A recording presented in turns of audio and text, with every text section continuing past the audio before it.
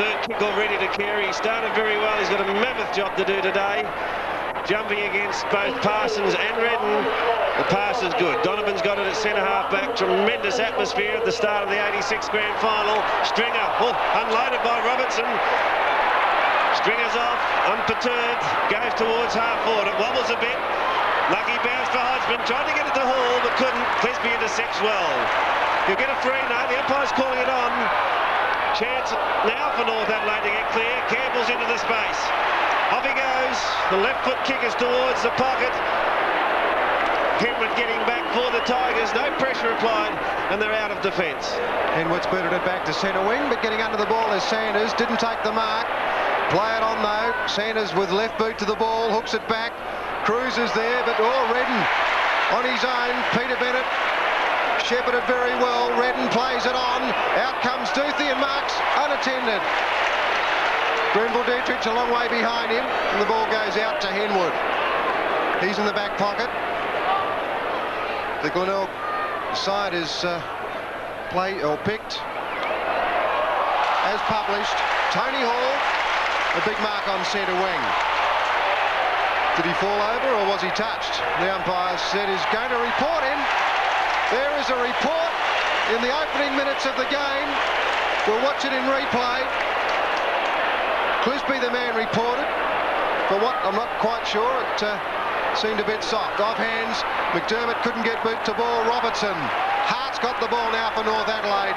He goes down towards centre wing. Cruz, was he pushed? According to umpire Hilton, he was. Oh, it's on. Players just getting a little anxious in the opening minutes of the 86 Grand Final. Let's have a look at it again.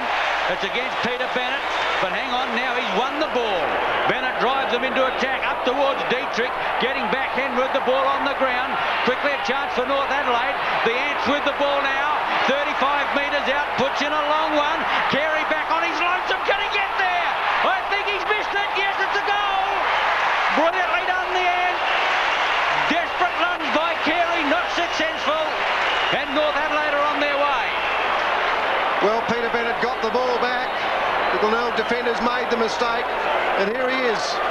Tony Androbus tore through half forward, got under the ball a touch, and Peter Carey couldn't quite make it. It just went through, so North Adelaide have got the first score. They're a goal. Glenelg get to score. 4 minutes into the quarter. Been a brilliant opening to the 86 Grand Final. Carey got unloaded. Alan Stringer the chance now to kick the base forward. It's high towards Copping, under a cloud during the week. Hart for North Adelaide, forced onto the left foot, searches out wide. Bennett and Cruz, well done Max Cruz. He's got clear of Bennett. The kick towards half forward again, Copping. Oh, that looked good, but the umpire seen an infringement, so pushing the back against Tony Hall, I believe. Clisby the offender again. Now Clisby's already been reported in this match. Maynard, taken by Robertson, back after 4 weeks. Bennett the chance, he's going to get caught by Simons. No, he gets a kick forward. Chance for Donovan in front. Poynton at the back, or Simons went in high. And Poynton will get the free at half forward, and umpire Kinnear has gone in to talk to Tony Simons. No report. Here it is again. Pretty crude tackle. As the kick from Poynton goes towards the square. Andrew Jarman on the ground. Wayne Stringer's back there, and there'll be a throw in the right forward pocket. The tackle was shades of Scotty Salisbury. I wonder, what a shot. A magnificent scene down here at Football Park in the 86 Grand Final. Coming to you on 7's Big League. Free kick going the way to Carey. Carey at centre half back almost, or as he pushes it out towards Simons. Big leap, Campbell not successful. Simons close to the line, edges it back, not well taken, or not well kicked. Parsons, the kick away is good and finds the Ant in the right forward pocket. He's about 45 metres out from goal. His best kick will make the distance. Puts it on its way. Gee, it's going to be close. Big leaping in the square, up over the top. It's claimed by Redden. But the umpire seen a free kick going against North Adelaide, and Super Carey will get yet another free kick in defence. That was against Grenville Dietrich, but when he got up off the ground, he said to the umpire, I got pushed first. I'm not quite sure that was the case, and the fine kick out by Carey finds Donovan. Donovan's deep in defence for Glenelg, and he might reach centre wing with a good kick. Tony Hall's the man behind. Robertson in front. Oh, that's good touch. Been out of the game for a long time, but he started this game well. Hart is short, but he'll go longer than that. Gibbs comes across. It goes over the top. Poynton thought about the handball. Back onto that dangerous left boot. Hooks it way back now. Grenville-Dietrich won't mark it. Henwood will. He's deep in the back pocket there on the right-hand side. He'll relieve the pressure now for the Bays, and they've been under pressure in the last 2 or 3 minutes. The kick to the outer side. McDermott up high. David Kernahan back after concussion, slips it to Marshall. Here's a chance for the Bays to build. Hall needs a decent bounce. He didn't get one. Taps it back in the direction of Stringer. Or Jarman hit high. McDermott went in strongly. Hilton sorts out a free. It's going North Adelaide's way. And David Sanders will take it at centre wing. He'll put them into attack. Towards half forward. Parsons is his target. At the back, Carey. He got a big hand on it and put it out of play. So it's North Adelaide a goal. The Bays haven't scored as we go past 7 minutes of the first quarter. Half forward, left flank, throw in.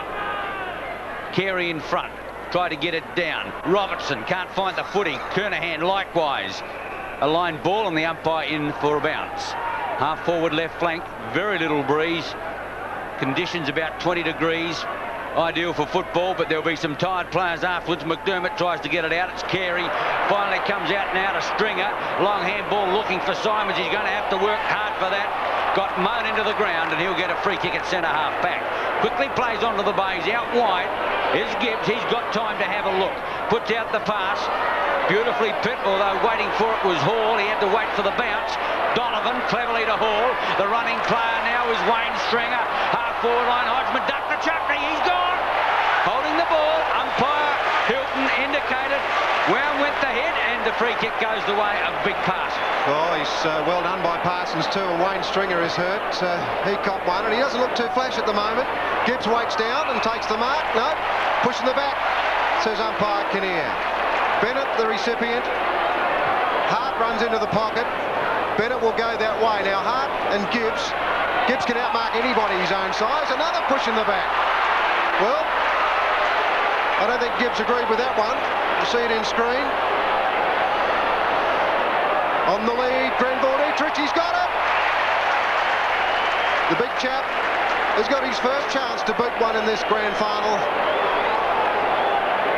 And was very well put to by Hart. And big Grenville there cutting across in front of Peter Carey. Has a chance about 45 metres out on a 45-degree angle. Andrew Jarman appears to be limping. He's in the pocket.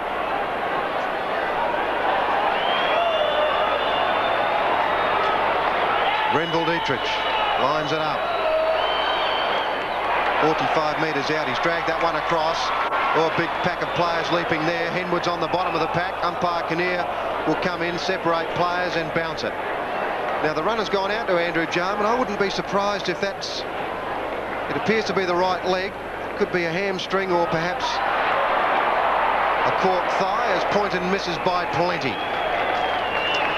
It's out of bounds, and this is Wayne Stringer. He got rid of it and he got unloaded, and he was pretty groggy there for some time, but he looks okay at the moment. Andrew Jarman doesn't. He's at centre half forward at the moment and limping a bit. Henwood, who started in the back pocket after a brilliant game at centre half back last week. Carey almost, but not paid. Parsons went in strongly. Cruz tried to get it out and couldn't. So there'll be a bounce at centre half forward. Just one score in the match, and we've had about 10 minutes. And that was a goal to North Adelaide. It came from Antrobus. Trying to get it clear was Roberts, and he's caught and lost it. McDermott gets it back to Maynard. Maynard goes towards centre wing. Parsons up. Hall got a hand on it. Coming through strongly, Clisby tried to get it to Antrobus, but Hall did a good job. He's kept it in the area. Oh, McDermott forgot about the ball and went it straight at Roberts and missed him, fortunately. And the umpire into bounce again. Noonan lost by 57 points last year in the match against the Bays. Can they do better today? I reckon so, David. Only time will tell. The player's going in very hard. Maynard gives a chance out wide. Kernahan, a long one to the half-forward line. Out there is Copping. Ball thumped clear of that player, and it'll be thrown in on the half-forward right flank. The Bays haven't been into attack very often in the first 11 minutes. North have been doing most of it, but they've only got one scoring shot to show for it. Gardon against Parsons. Gardon in there, can't get it clear. Riley comes out with it, Stephen Riley. Finally onto the boot of Sanders, up towards centre wing. Working hard for it is Bennett. Now Tiller, fight behind play. Tiller hits a long one to the half-forward line, getting underneath it back there. Here's Donovan. Donovan towards the line, and the ball goes out of play. But in the meantime, there's Amelie back on the half-forward right flank for the Bays. And players line up. I didn't see what happened. Peter Marker. Oh, I saw something there, Ian, that I'd rather not talk about, to be quite honest. Wasn't too flash. Donovan for the Bays, just in front of the scoreboard there. Mick Redden cuts across. Oh, North Adelaide players up. No calling, really. Glenelg easily. Hall. He got it from Hodgman. Short. Here's a chance for the Bays, and a good mark out in front by Gardon. Glenelg players running everywhere. Bit of looseness here by North Adelaide, and Tony Simons takes it easily. Another Glenelg player a little bit groggy there. That's Maynard, but I wouldn't think you need to worry a great deal about that. So Tony Simons has a chance to level the score for Glenelg. 30 metres out. Only a slight angle. Normally a great kick. No exception on that occasion. Straight through the centre. Stringer sends the Bays into attack. Fine mark Garton. The Bays starting to fire now. Simons goes into the pocket, but Garton doesn't want him. He's going to shoot for home. Fine mark in front of the pack. He's about 45 to 50 metres out from goal. Very little breeze. Might be into it just a fraction. The kick is a nice looking kick. It's a drop punt, but it's offline. Will not come back far enough. And the Bays register their first point. They lead North Adelaide 1-1 to a goal. Garton booted that ball 60 metres then, so if you look at the flags around the ground, some of them are motionless. Not a lot of breeze here. Parsons on the outer side of the ground. David Kernahan in hot pursuit. He put it over the top late, or Kernahan trapped it. Here's a chance for the Bays again. Super Carey's got the chance. Now Hodgman, and David Robertson comes in late. There are loose players everywhere. There's Maynard. Antrobus was way behind that player. Maynard will play it on now. Hall's the chance. Two players up, but Hall takes it in front of Copping. And Tony Hall now a chance to put Glenelg further in front. A lot of looseness by North Adelaide. They give you a chance to score, I can tell you that. The way they play the game, it's all attack. When it falls over the top, the road home's pretty simple. Hall's pushed it off to the right, a touch, but he's got to go with it. The Ant has a chance to send North Adelaide into attack. He's going to get a free kick from centre field. North Adelaide down now 1 goal to 2-1. The Ant from the centre circle tried to get around Marshall, or the handball to Sanders wasn't good. Likewise Riley put him under pressure. Now Jarman, Andrew Type, out comes Dietrich. Oh, what a beautiful pass. Well, if there was anything wrong with his leg, it certainly put a lie to it then. Although it was the left leg he kicked with, and he is limping, but it was a beautiful pass, and Dietrich has got it 25 metres out, 45-degree angle. The big fellow missed with his first effort. It was the other side and a little further out. Right now, a goal would be a big confidence booster.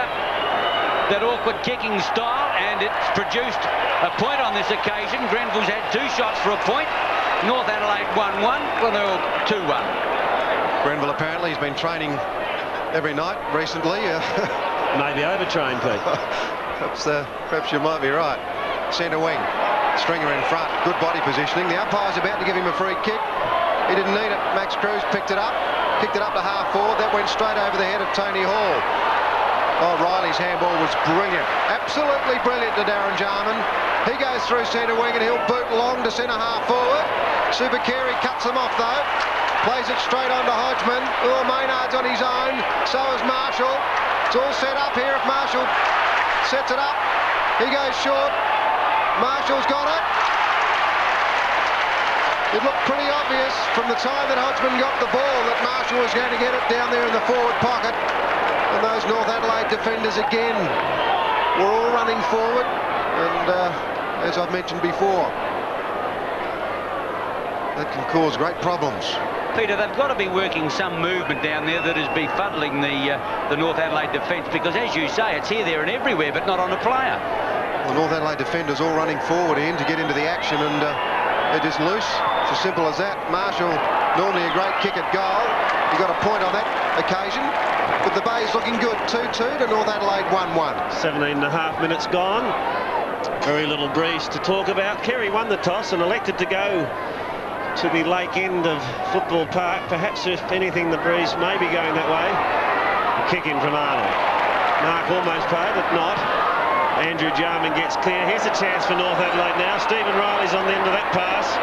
He can bounce his way through centre wing. McDermott won't catch him. Coming to meet McDermott is Robertson. The kick now from Stephen Riley heads towards Dietrich. Duthie with him. Hart goes after it. Gets held without it. He's going to get the free. Duthie's not happy. There was no doubt that Daryl Hart was being held without the ball. And he's got it 30 metres out, directly in front. And a chance for the evener. There he is. Duthie's got him. Hart was trying to get back on the ball, and Duthie held on to him. So Hart, 30 metres out, directly in front. Kick is true. His first goal. Back to the action. The Bays 2-2. North Adelaide 2-1. And North Adelaide really needed that one. They were starting to wallow a little bit. The whistle's gone. It's a Glenelg free kick. Carey's got it. Won't hold on to it for long either. Away they go. Copping on a lead, and he's got it. Whoop. It's the first time I've seen John Riley do that sort of thing.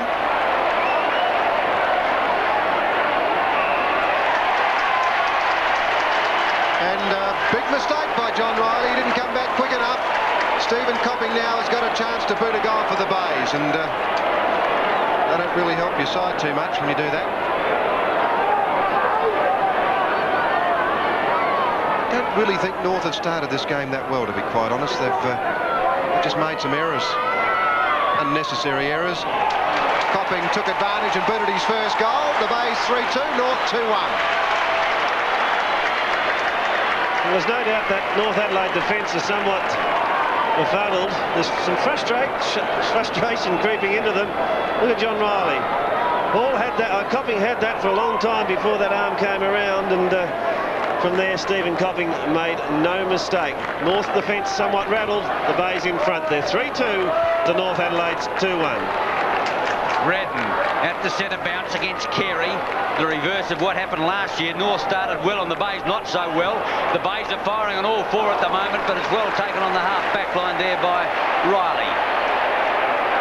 Wildy. Stephen Riley. Riley from half-back flank, looking for Bennett, one-handed. Cruises there, Sanders and Kernahan close to the line. Sanders keeps it in play, whips out a handball. Bennett needs running support, gets it from Jarman. The sleight of hand is on. Back now, hard over the half-forward line, go North Adelaide. Getting into it is Point over the top. Oh, he almost pulled it down. Can't quite get it. Out it comes now towards the half-forward line. Robertson looks on. I don't think the big lead came from Poynton. I think it was... it could have been. It might have been Matthew Campbell. But at any rate, the ball is on the half-forward line, bounce down. 3-2 to 2-1. Parsons against Carey. Stringer couldn't. Hart looking for somewhere to go. Puts out the handball out wide now. Jarman in turn inside his brother. Darren shoots for goal. The umpire goes galloping, and that's out on the full. Well, he's good enough to kick those, Darren Jarman, but on that occasion, a long way away. Duthie's got the kick back. Gibbs leads for him short, but I think he might aim for the target, Peter Carey. Carey tries to make front spot against Redden, but he didn't need it. David Kernahan took the mark, and now the Glenelg players moving. Simons did that run from a long way away. Matt Campbell didn't worry about it, and they're very loose, North Adelaide. Very, very loose. McDermott, Maynard uses the left boot to go forward. Centre half forward we are now. That's a mark. Tony Hall. Oh, he's a menace. Certainly worrying Clisby. In fact, he'd worry anybody. So Tony Hall has it at centre half forward. He's booted one. An exciting player. Fourth kick. He's now booted two. 4-2 the Bays, North 2-1. If you've ever been to a crocodile farm, you may have wondered just how these creatures are first captured and then transported to their new home. Well, tonight, in the world around us, adventurer Malcolm Douglas shows us how. And it's a monster. The massive tail gives some indication of its size. You'll witness incredible dangers that are all just part of a day's work for this amazing Australian. Just a slap of the massive tail could cause terrible injury. Catching crocodiles with Malcolm Douglas. Next, in the world around us, 6:30 tonight on 7.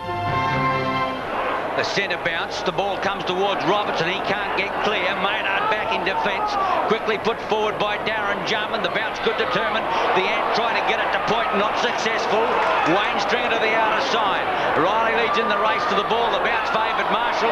He didn't have the footy and he's going to get a free kick for hanging on.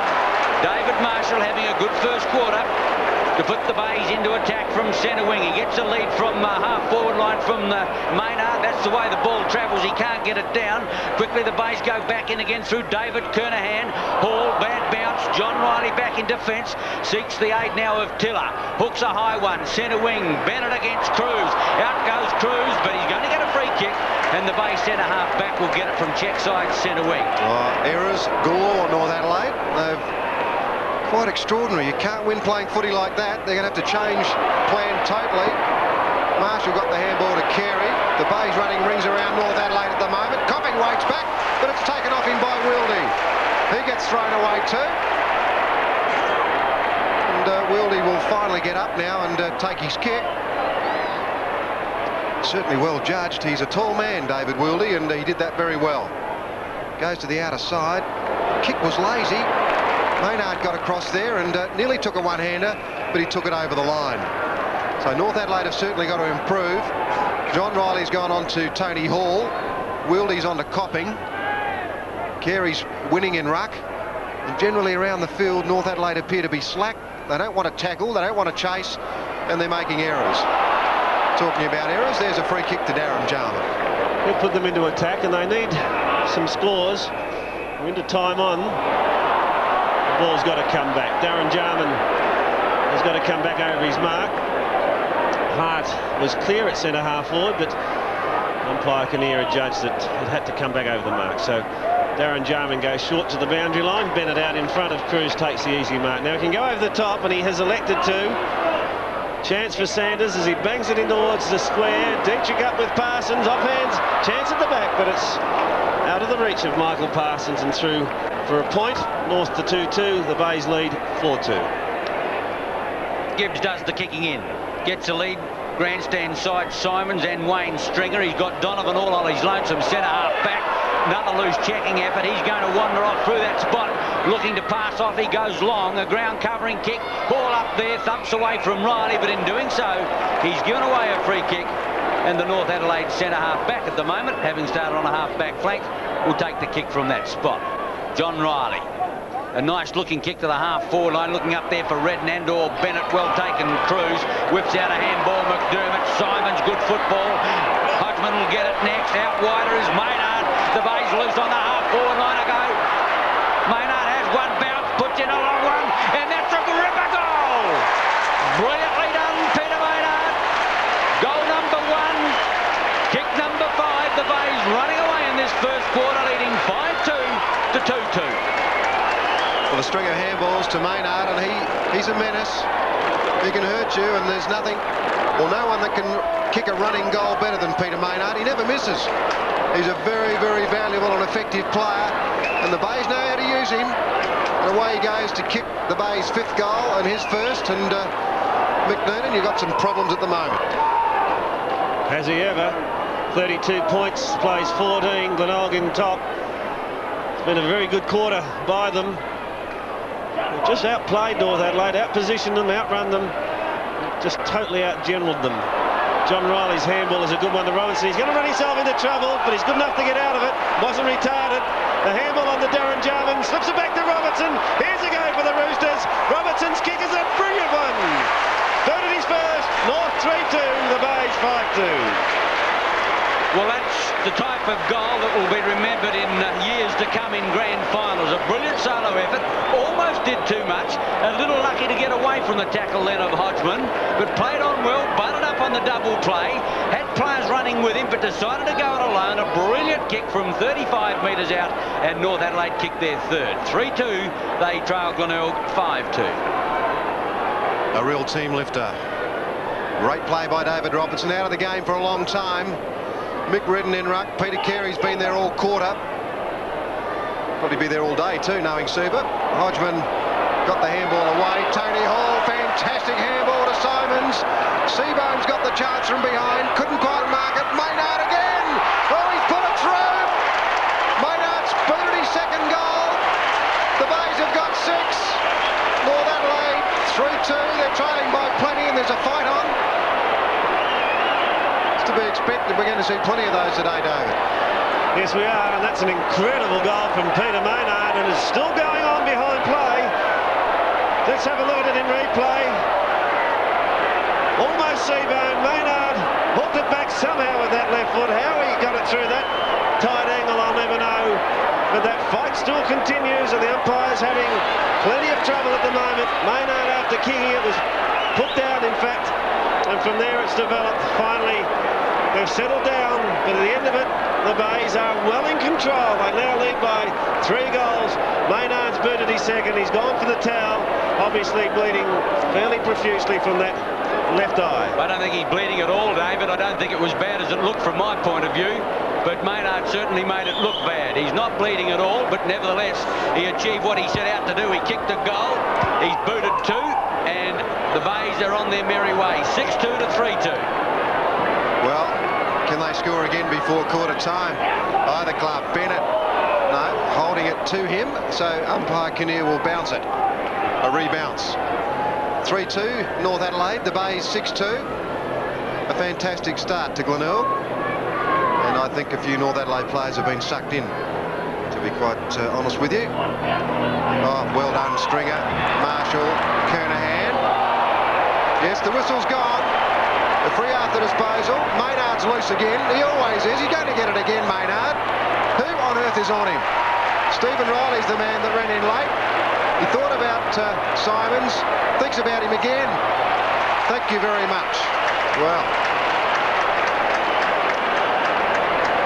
Mick Noonan has always said that if you kick more than the opposition, win the game. So they're going to find it hard to do that the way they're playing. That's the North bench. It's pretty dark in there at the moment. Tony Simons, 30 metres out, 2 goals Simons. North 3-2, the Bays 7-2. Well, they're very ragged, that North Adelaide side. They just cannot get near it. Tiller was undecided then. Maynard had Simons in the first instance. Tiller saw him but left him. And Simon stayed where he was. Maynard finally saw him and got the pass to him. Been a top performance by the Bays. A brilliant start. North Adelaide looked very, very tardy indeed. The difference now is 24 points, and we've gone past, we've approached 31 minutes of the first quarter. I agree, David. It's unbelievable. North Adelaide is supposed to have the best defence in the league, but at the moment the Bays have got it in tatters. They go into attack on this occasion through Darren Jarman. This is North Adelaide up towards Big Parsons, but it's well taken by Gibbs. Didn't get his feet off the ground. Siren sounds. A brilliant first quarter by Glenelg. They won the toss, and at quarter time in the 1986 Grand Final, Glenelg 7-2 lead North Adelaide 3-2.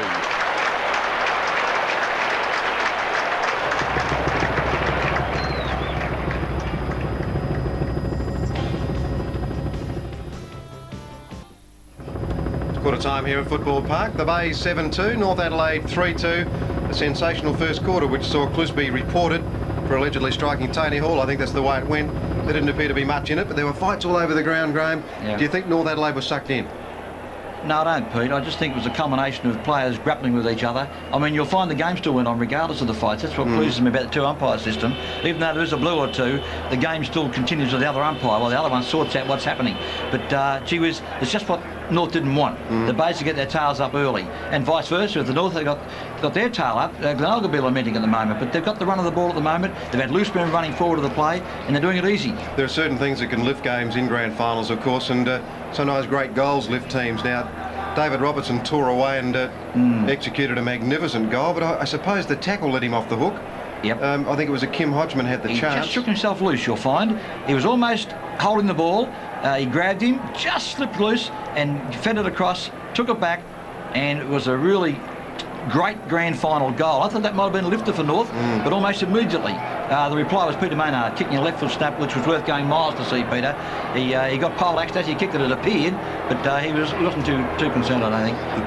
The North Adelaide players just don't appear prepared to stand their opposition players, but we'll see how it pans out in this very important second quarter with Dave Darcy and Ian Day. Peter, well, quarter time, 7-2 to 3-2, and what a marvellous effort by the Bays in that first term. Can North Adelaide fight back? Did Carey kick with the breeze? They're the questions to be answered. North Adelaide will certainly have to tighten. Parsons against Carey. Carey won that one, or Matthew Campbell overran it badly. Alan Stringer slips it to McDermott. They're into attack again. Garton a chance, being well pressured by Clisby. John Riley tackled a little high, and he'll take it at half back. Tony Hall had a very good first quarter, so well did he play, in fact. Bit of a swing there from Wildy. So well did Hall play in that first quarter that Riley was shifted onto him and Clisby went into the back pocket. Cruz taps it forward, but he's lost it. Bennett's got it. Now Parsons.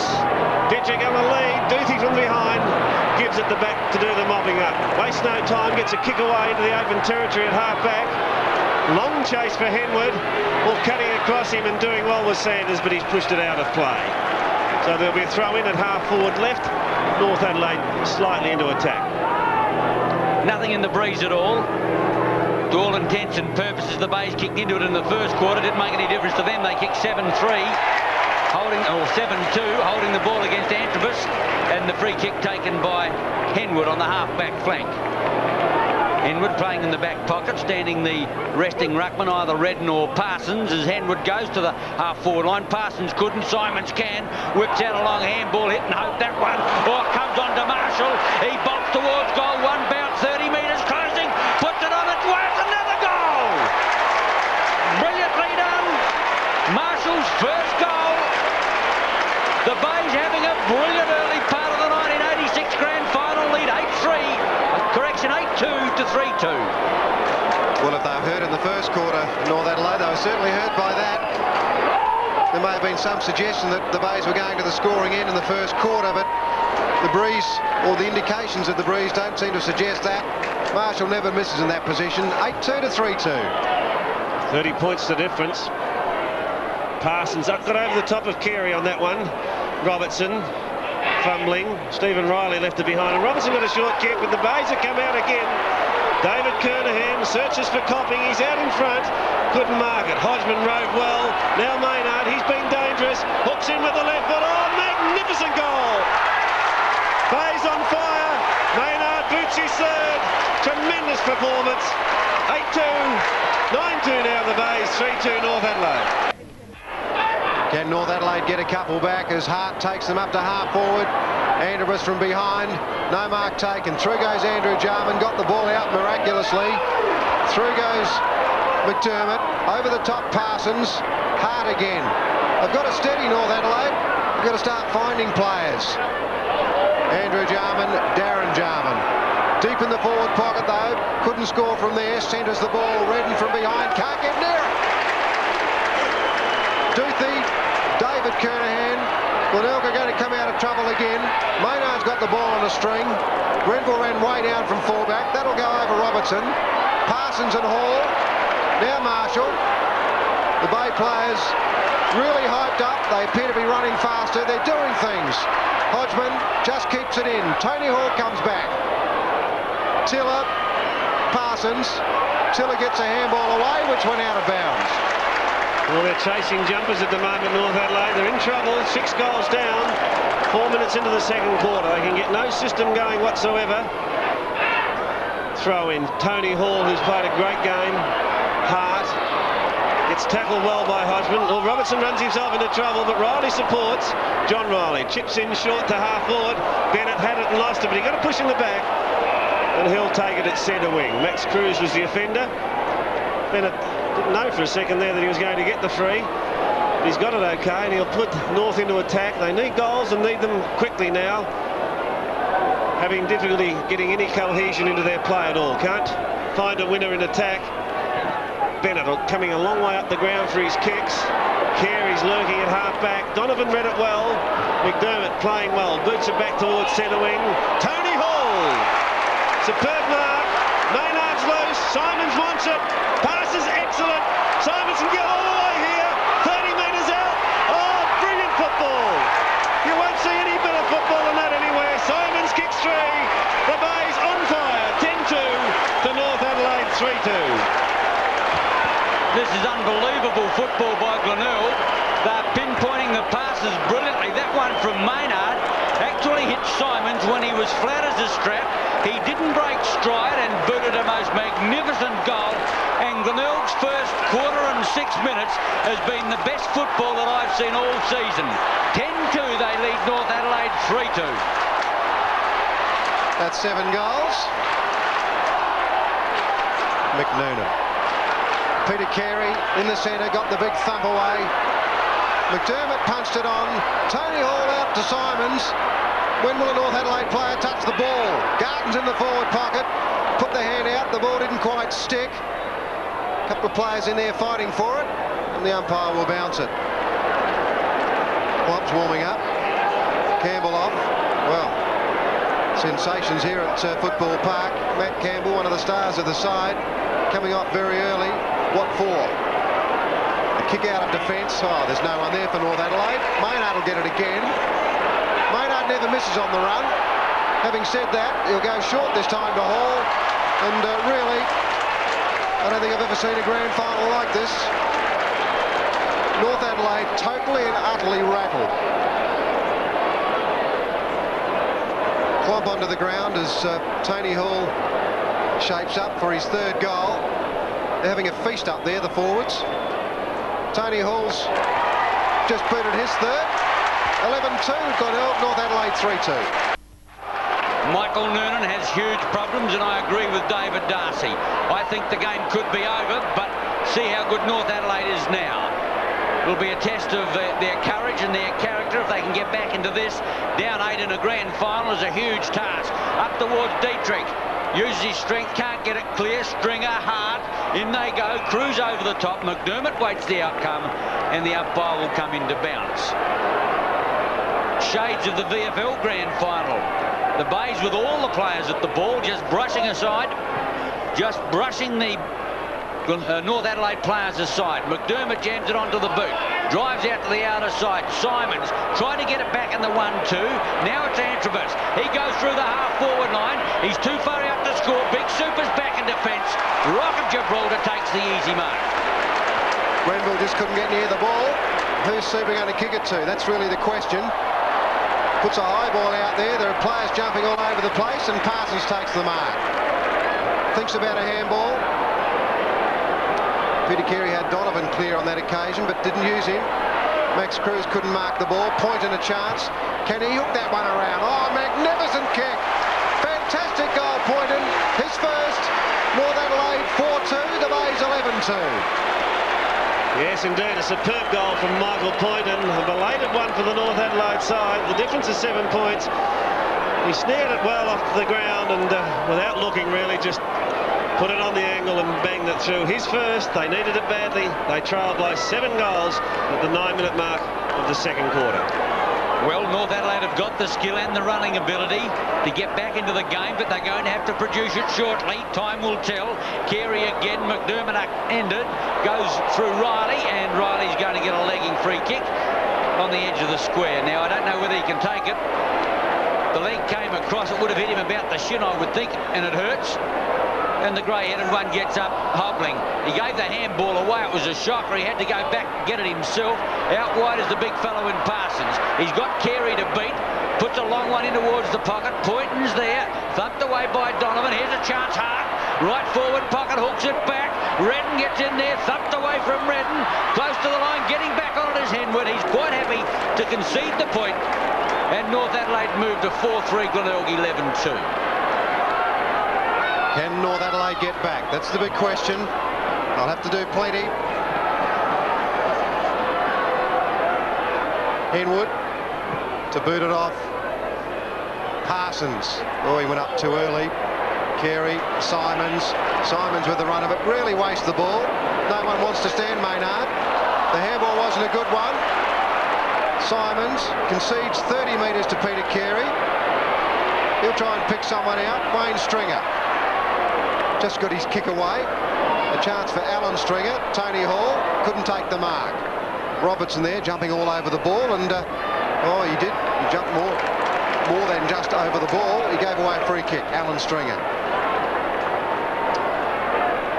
He bounced the ball then. That sometimes is play on, but it doesn't really matter, I guess. 11-2 Glenelg, 4-3 North Adelaide. Marshall now left half forward flank.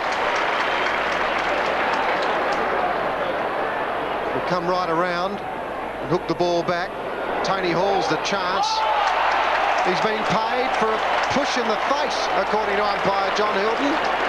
So Tony Hall's got a chance to boot his fourth, and he's no more than about 10 metres out at most. Brilliant player, Tony Hall. He's booted 2 in the first, 1 in the second so far.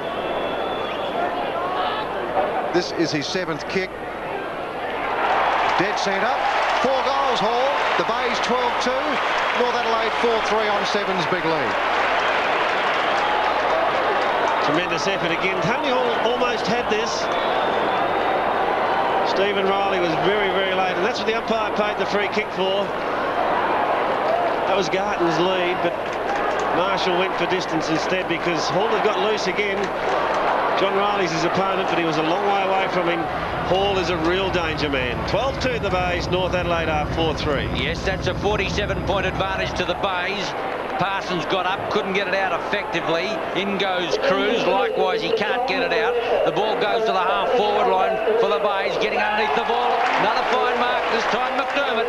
And he's got it 45-50 metres out. Copping is loose. Not for long. Tiller covers that player. Off goes Kernahan. Let's have a look at the mark. Fine one by McDermott, who's not showing any sign of the injury that's plagued him over recent weeks.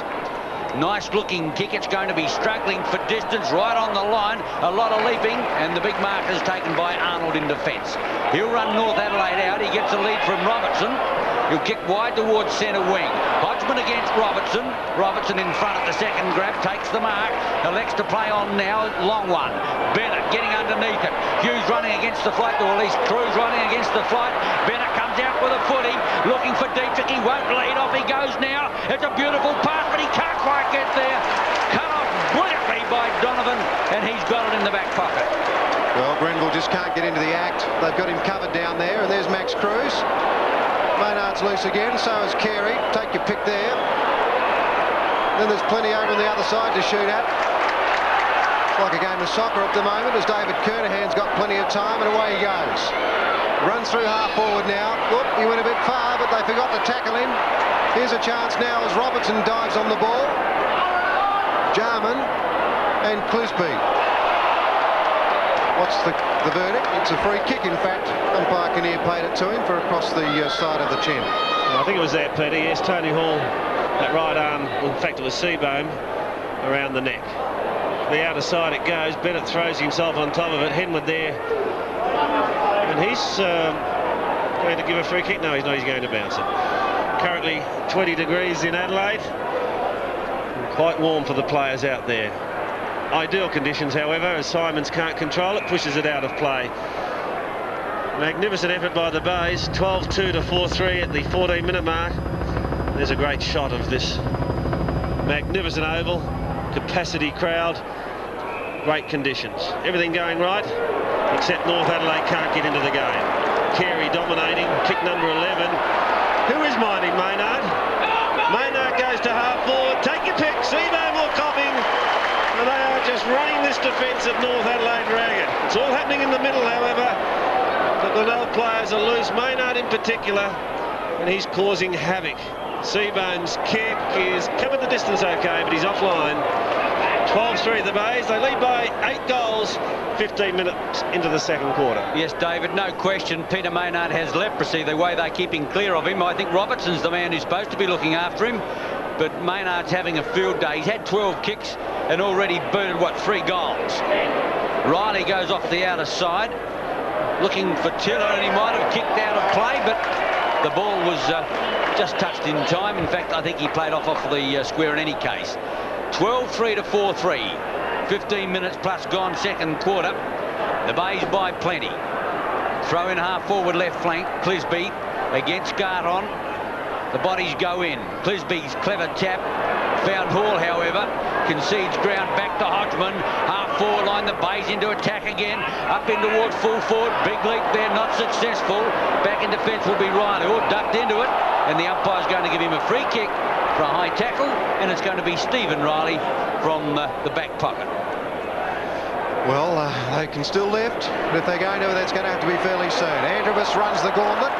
He's going to change tack and come on to grandstand side of the ground. Maynard's going to mark that.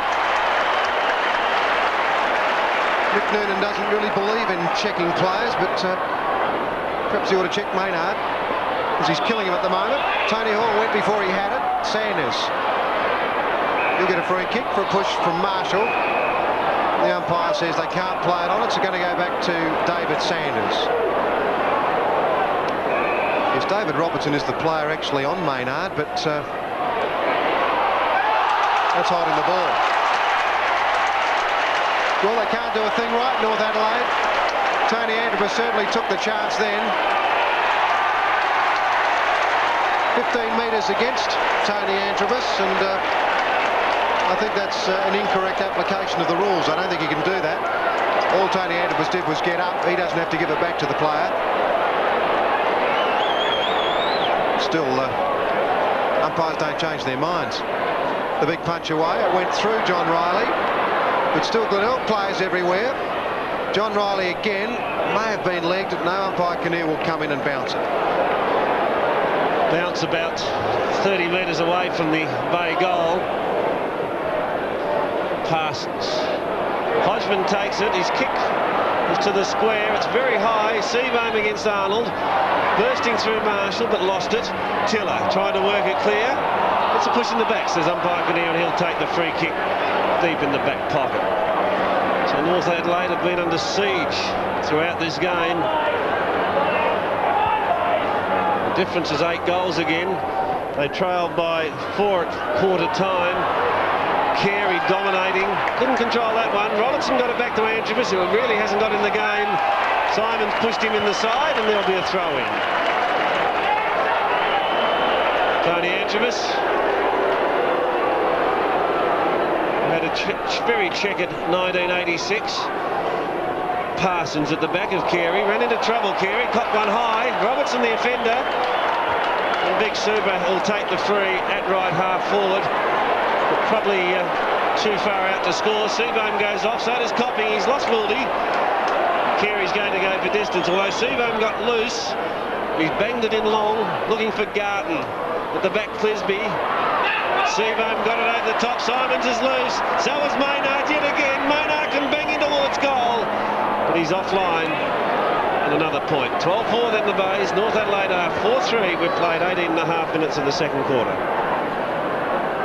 Arnold to kick in, or no, it's going to be Wildy coming out grandstand side, looking for Robertson, kept his eyes on the ball, can't get it out. Hodgman, no, the free kick is going the way of Robertson. Half back line, 12-4 plays 4-3. Robertson pushes out the pass, looking for Klomp, can't quite get there. Bennett, he loses it too. Donovan did it well, quickly cruised the handball away, was a shocker. Stringer, hands and knees. Hodgman puts in long. The lead of Marshall. Over the top comes Riley and foils the ball across the line and out of play. 12-4 to 4-3. Almost 20 minutes gone in the second quarter, and the Blaze playing superb football. Carey, Parsons, Tiller, Robertson ducked the head into that one. Marshall too slow, ridden into the ground, holding the ball. 6 of one, half dozen the other, and the free kick will go the way of North Adelaide if the Ant doesn't do something stupid. Well, they need to kick a few before half-time, North Adelaide, and they must realise that. They've got to start getting back into the game immediately. Andrew Jarman has been out of the game for a long time, appeared to have been injured in the first quarter. The bad bounce favours the Bays.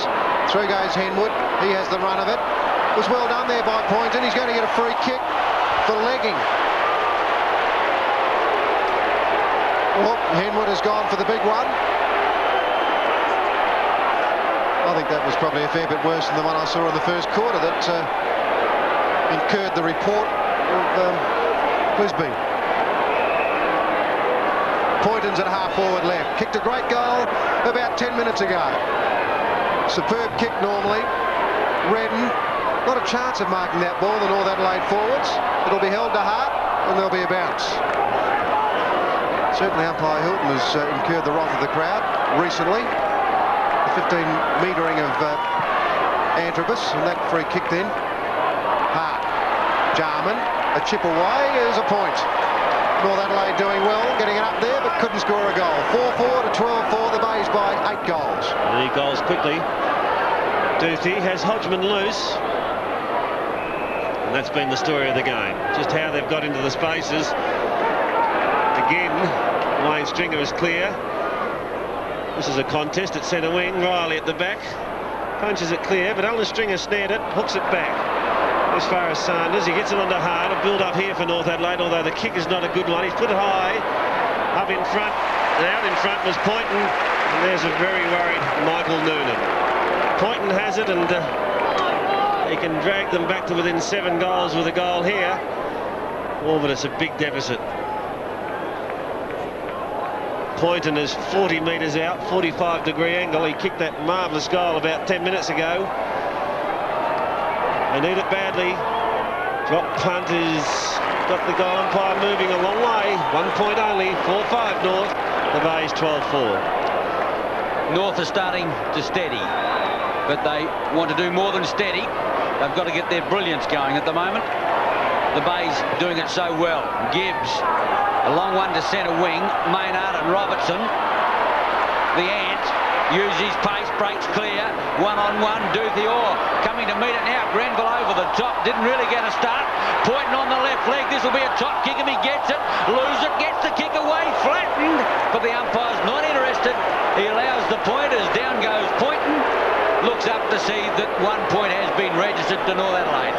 4-6, whoop, to 12-4. Well, he caught plenty, but no free kick.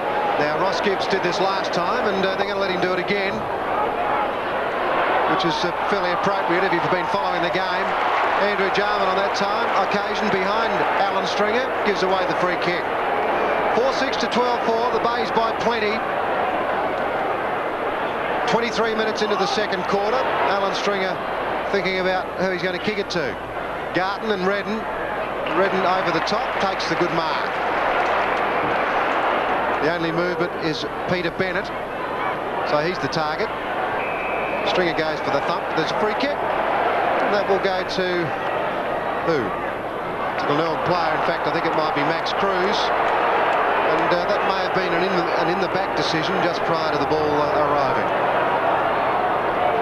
46 points difference then at the 23.5-minute mark of the second quarter. Cruz has it at half-back. He's going to centre it. Redden late on the seam. Garton had it in front.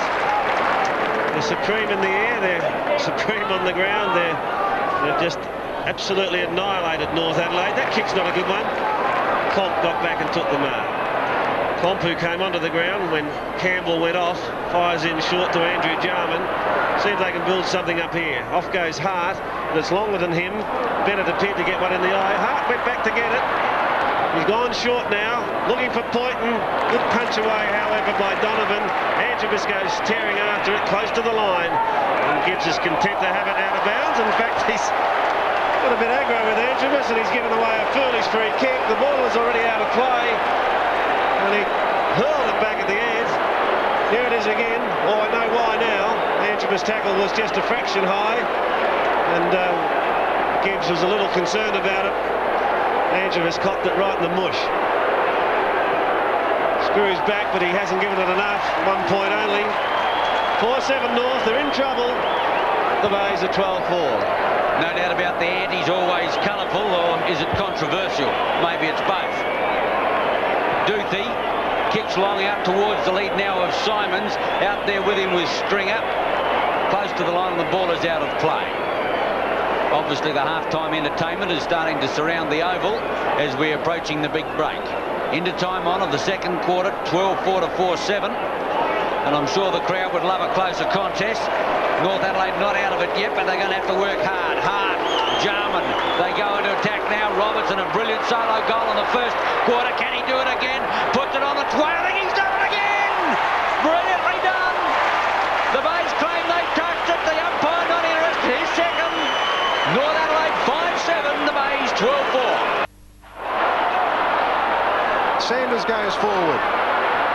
Parsons under the ball. Henwood's got it. Comes across ground to David Kernahan. He kicked it straight to him. He knew what he was doing. Kernahan to centre wing. Maynard. Oh, well done, Stephen Riley. It's 1 against 2 here. David Tiller got out of trouble pretty easily. Elected not to go short. He wants Sanders. Kernahan behind. Did the percentage thing and punched it away, so we'll have a throw in on centre wing. 5-7 plays 12-4. The Bays in front. Approaching the 27-minute mark of the quarter. It's going to be Garton to jump against Bennett. Bennett got it back to Andrew Jarman. He's put a high one towards half forward. At the back, Darren Jarman. Now, the umpire's whistled play up. He's going to pay a push against Darren Jarman, and Wayne Stringer will take it at centre half back. Well, look, Maynard's on his own again. There hasn't been anybody within 50 metres of him all day. Off he bolts. Kick number 14 coming up in a marvellous performance, remarkable performance. Popping in front. Tony Hall takes it, then gets it back to Copping. He's besieged now. Loses it. It's got to be holding the ball. And John Riley will take the free. John Riley from half-back, just to relieve the pressure for a moment as Matthew Campbell prepares to come back on. Just who's coming off. The kick from Riley heads towards centre wing. McDermott had front spot. Andrew Jarman to Klomp. He's run down and lost it to Simons.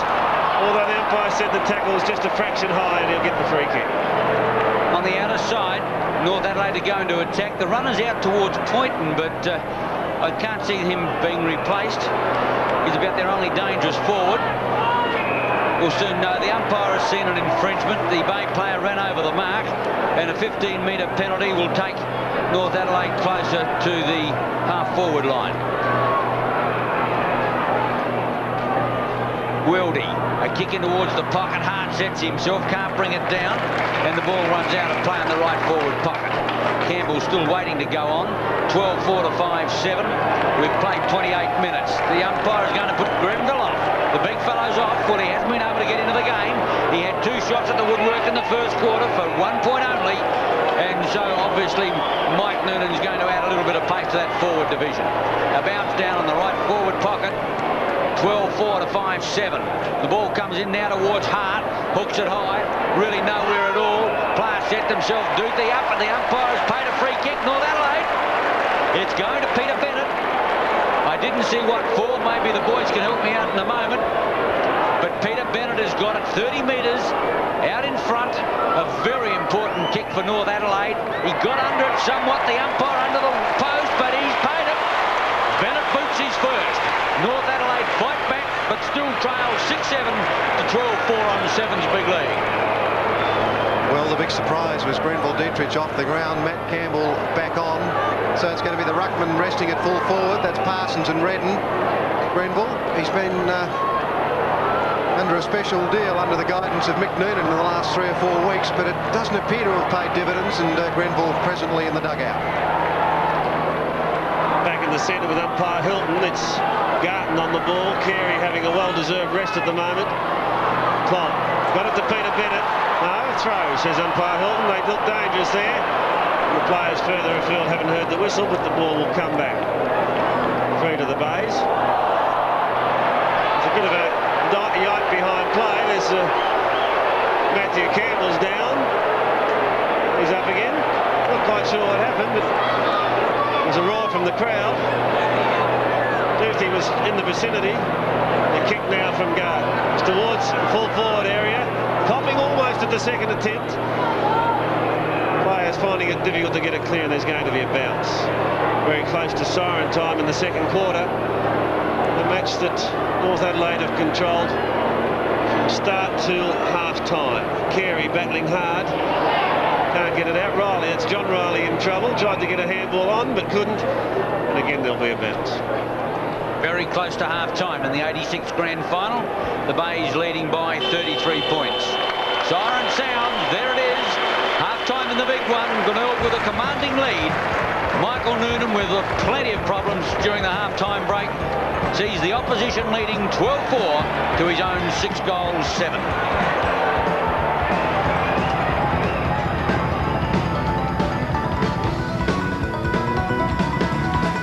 Goal each. We did mention before that we feel that, and this is unconfirmed, that Clisby has been reported for striking Tony Hall, and that also Chris Duthie may have been reported right on the half-time siren for striking Matt Campbell. Unconfirmed as yet. We'll deal with that a little bit later. But Graham, you've said the game's not over. I agree with you. What do North need to do in this? Kick goals, obviously. But regroup first of all, Pete. Get a bit of composure in their game, and they started to do that midway through that second quarter. I think when Roskidge got dragged to the ground, it just unsettled Glenelg a little. Although, as I said, I would have done the same thing myself. Andrew Jarman he's definitely limping. He's definitely got a bad leg. So things are a bit grim there. But they need desperately, Pete, the first 2 goals in this quarter. Otherwise, they might blow it. And I say might because football's a long, enduring game. It goes for 4 quarters, roughly 30 minutes apiece. Nothing's ever impossible if you're close enough. But they are 6 goals down, or they need 6 goals to hit the front. And that's one of the blokes I rank as one of their better players so far, Michael Poynton. 2 goals. With Daryl Harder and the packs, and Arnold, the fullback's been a fair player, but the Bay's got all the good players. Peter Maynard, his 3 goals. His kick gathering's been brilliant. Tony Simon's on a wing, superb. 3 goals from his wing. Tony Hall, the centre half forward, has led the way. Peter Carey in the ruck has got won some telling knockouts. Chris Duthie, the fullback, has kept Grenville well under lock and key, and they really have. And young Cruz, not young Cruz, but Max Cruz, the centre half back, has done more than a good job so far. Yeah, he certainly has. Well, we're not far off commencement of the second half, and our commentators again, David Darcy and Ian Day. Thank you, Peter. Yes, bad luck for North Adelaide. Andrew Jarman, who appeared to hurt his leg in the first 10 minutes of the game, is sitting in the bunker. With him is Grenville Dietrich. So North Adelaide with injury problems and also a 33-point deficit on the scoreboard. Second half of the 1986 Grand Final, Glenelg 12-4, lead North Adelaide 6-7. Can the Northerners get back into the game? Time will tell during the last 60 minutes of the game. Up goes Redden to get the tap away. Stringer in, can't get it out. Robertson over the top, and the umpire will come in to rebalance the football. Glenelg led by 24 points at quarter time and eked out their lead to 33 at half-time with magnificent run-on football. Maynard in brilliant touch. Stringer can't get it out. Cruz to the half-forward line, gives Hall a chase. Coming to meet it as well as Copping. With him Riley. Hall beautifully done. Kicks a long one in towards goal, but the umpire moves away to his left and indicates that the Bays are offline for their 5th point. 12-5, they lead North Adelaide 6-7. But again, they look dangerous. That was a very positive attacking move. Well, Arnold's gone short. Wardy's got a half volley it. He's in trouble now. Caught almost. Arnold comes to support him now, but they've muffed it again. Really hasn't been a good day for the Roosters. The Rays have totally outplayed them. They've been finding it difficult to get things going, save for a couple of solo efforts. One I can remember was that run of Robertson, and that resulted in a goal. But as far as team play is concerned, they've had very little. Garton hooks around the corner. Seabohm comes to meet it. Marshall fists it on, but only as far as John Riley. Oh, he's lost it. Chance now for Seabohm. Gets it over in the direction of Tony Hall. He's swamped. He gets out of trouble. Back it comes to Hodgman in the square. The handball is a wide one. A wild one. They've lost it. Tiller. On it goes to Clisby. Oh, caught high, but calls the play on. Campbell back on the ground. Running forward. The pass is towards half forward. It's a brilliant one. Poynton's off, swings onto the left foot. Poynton hooks it back in towards goal. Henwood's getting back and thwarts yet another North Adelaide attack. Henwood, the edge of the square. Goes to the outer side. Getting a leap away as Bennett has to spoil from behind. Farmed out now and Hart. Hart on the left leg, doubles back inside, then goes back onto the left leg, steadies, shoots for goal. The umpire is motionless. Hart's second goal, kick number 12, did it brilliantly. North Adelaide fight back 7-7 to the Bays 12-5. Well, they certainly have to fight back, and they did it very well then. Although I thought Hart got around McDermott pretty easily. He let him get back onto his right boot, and he put it through for his second goal. As Graham Campbell said, they've got to kick goals early in this third quarter. They're doing just that. Can North get back into this game? 28 points the difference now. Carey against Redden. Parsons started on the ball at the beginning of the game. Redden went to the pocket. It may have been a costly move as they dominated the centre square early. Cruz got one high, but he's recovered well. That's a magnificent kick towards half forward. Copping has it fisted clear. Marshall goes to get it close to the line. Stephen Riley in pursuit. Oh, well done. He's got it back to David Kernahan, but his kick is well off stray. He's put it out of bounds on the full, in fact. So that may have been an unwise decision by North Adelaide to start Parsons on the ball. They're rectifying that with Redden out there at the moment. Tiller takes the free kick, bangs it back towards centre wing. Redden against Carey, couldn't hold it. Donovan went in strongly. Players can't get it clear and there'll be a bounce. So the difference is 28 points. Glenelg in front. Bounce down at centre wing on the outer side. Redden, but he only got it there as far as Kernahan on the left leg to the half-forward line. Hall, fine mark. Could be almost within kicking distance. Tony Hall about 45 to 50 metres out. Off goes Gardon, playing in full forward at the moment. Into the pocket goes Seabohm, copping there as well. And he takes a fine mark under a lot of pressure. Well, the man that was in traction for 2 days during the week, that wouldn't have helped his neck at all, as Stephen Riley put him down, but quite legitimately. Copping doesn't look all that flash. He's looked in the right forward pocket. Out goes the Bay runner just to see how badly he is. He looks to be in pain. Pretty acute angle. Copping's going to have the shot for goal. 25 metres, 60 degree, taking his time. Time is on the Bay side. The kick is home. Second goal, Copping. The steady of the Bay's needed. 13-5, plays 7-7. 34 points is the difference. North Adelaide going forward. Robertson's had a bounce. It came back to him, fortunately. Robertson with a long one. It's gone close, but not close enough. 1 point only. They badly need goals, North Adelaide. Brilliant run again from Robertson. Really deserve better. Yes, David, they need more than solo performances. I know those sort of things left. Oh, Donovan, the big leap, not successful, but they need more teamwork in their play. Poyton back towards Bennett. He's conceding ground. Hart's got problems. Can't get it out. McDermott can. Simons. Off goes Hodgman. Beautifully put, Simons. And Hodgman's got it at centre-half forward. Off goes Seabohm now, leading into the pocket. Hodgman doesn't want him.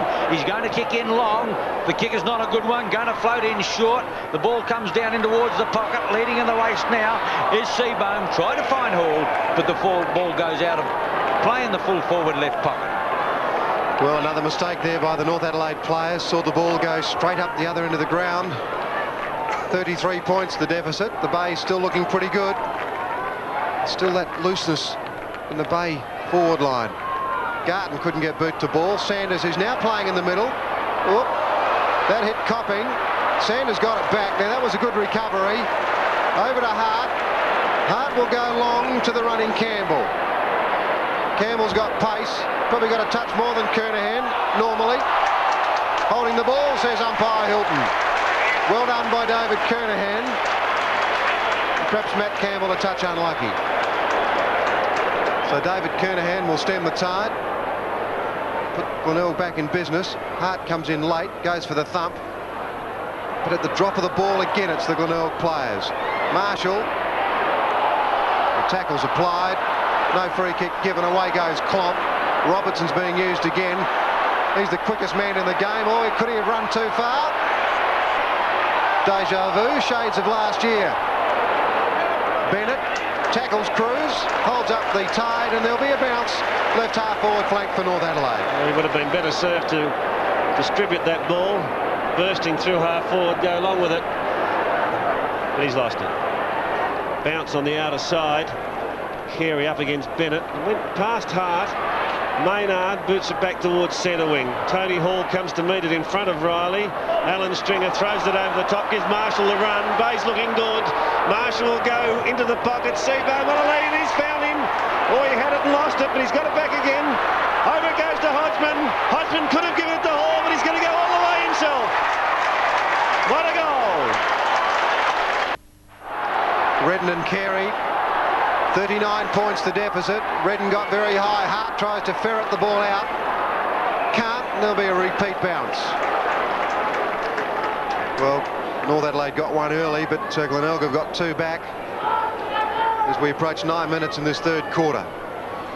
Usually a crucial quarter in any game of football, but this one just hasn't gone well for North Adelaide.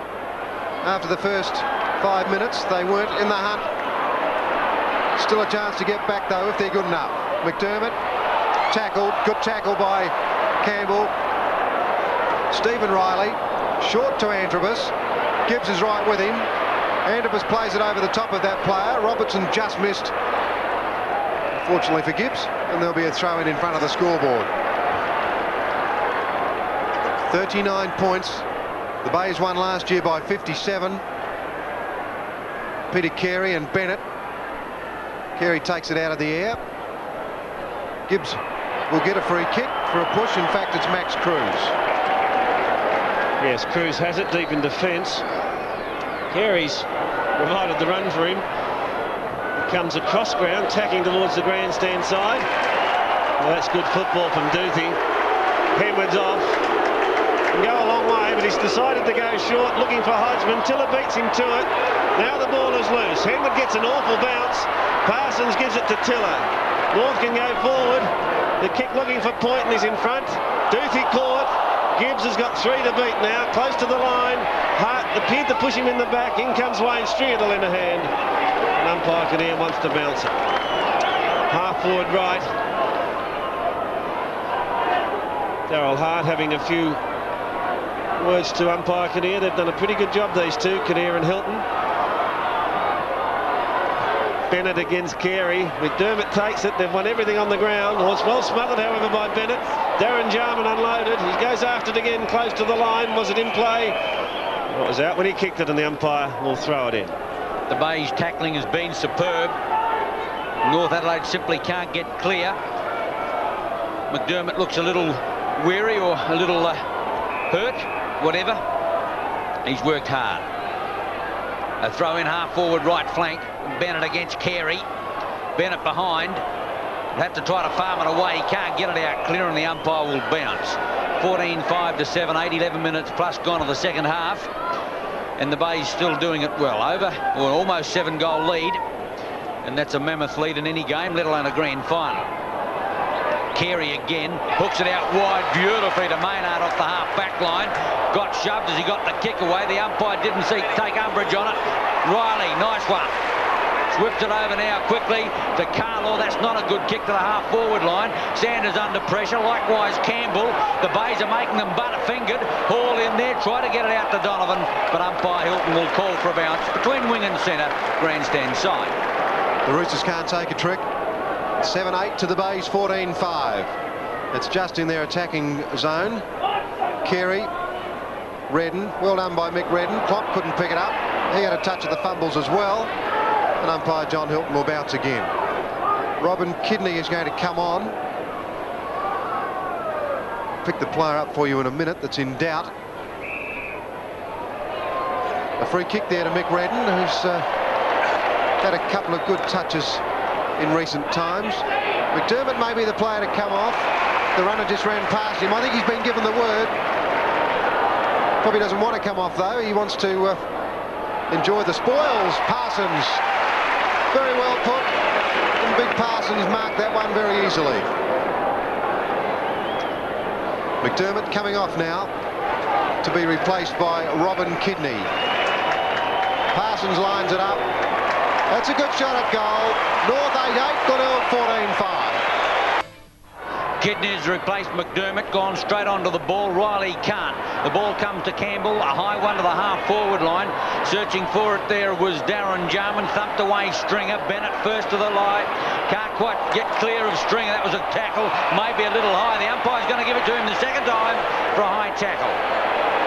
Well, it could have been 2 free kicks then. The umpire just indicating everybody just to keep clear while Bennett will take his free kick. Bennett well out from goal, almost at centre wing in actual fact. Parsons is his target up full forward. Off goes the big fellow, gives him a chance now. He'll get a leap away with it in the middle of the pack, but he can't bring it down. Kidney over the top, Duthie. He can't get a kick away.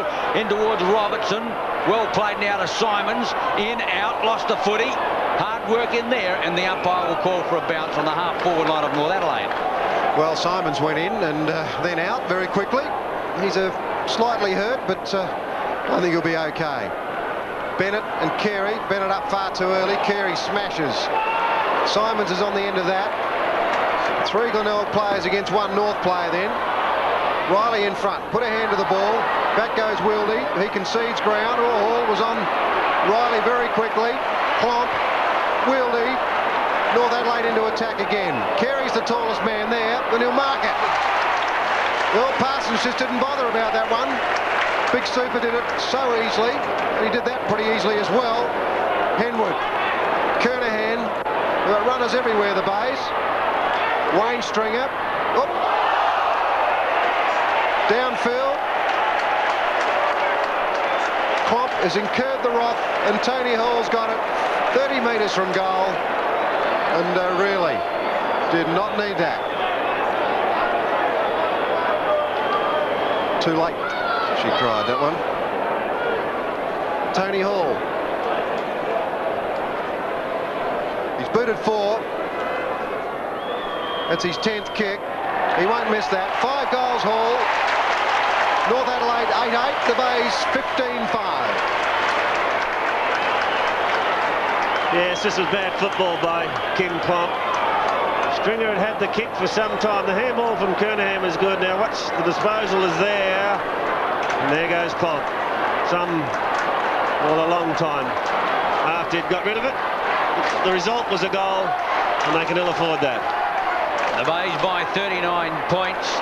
Ball out towards Carlaw, tries to ride the bump, can't get away Stringer, Kidney, but Stringer's won the free kick for holding the ball.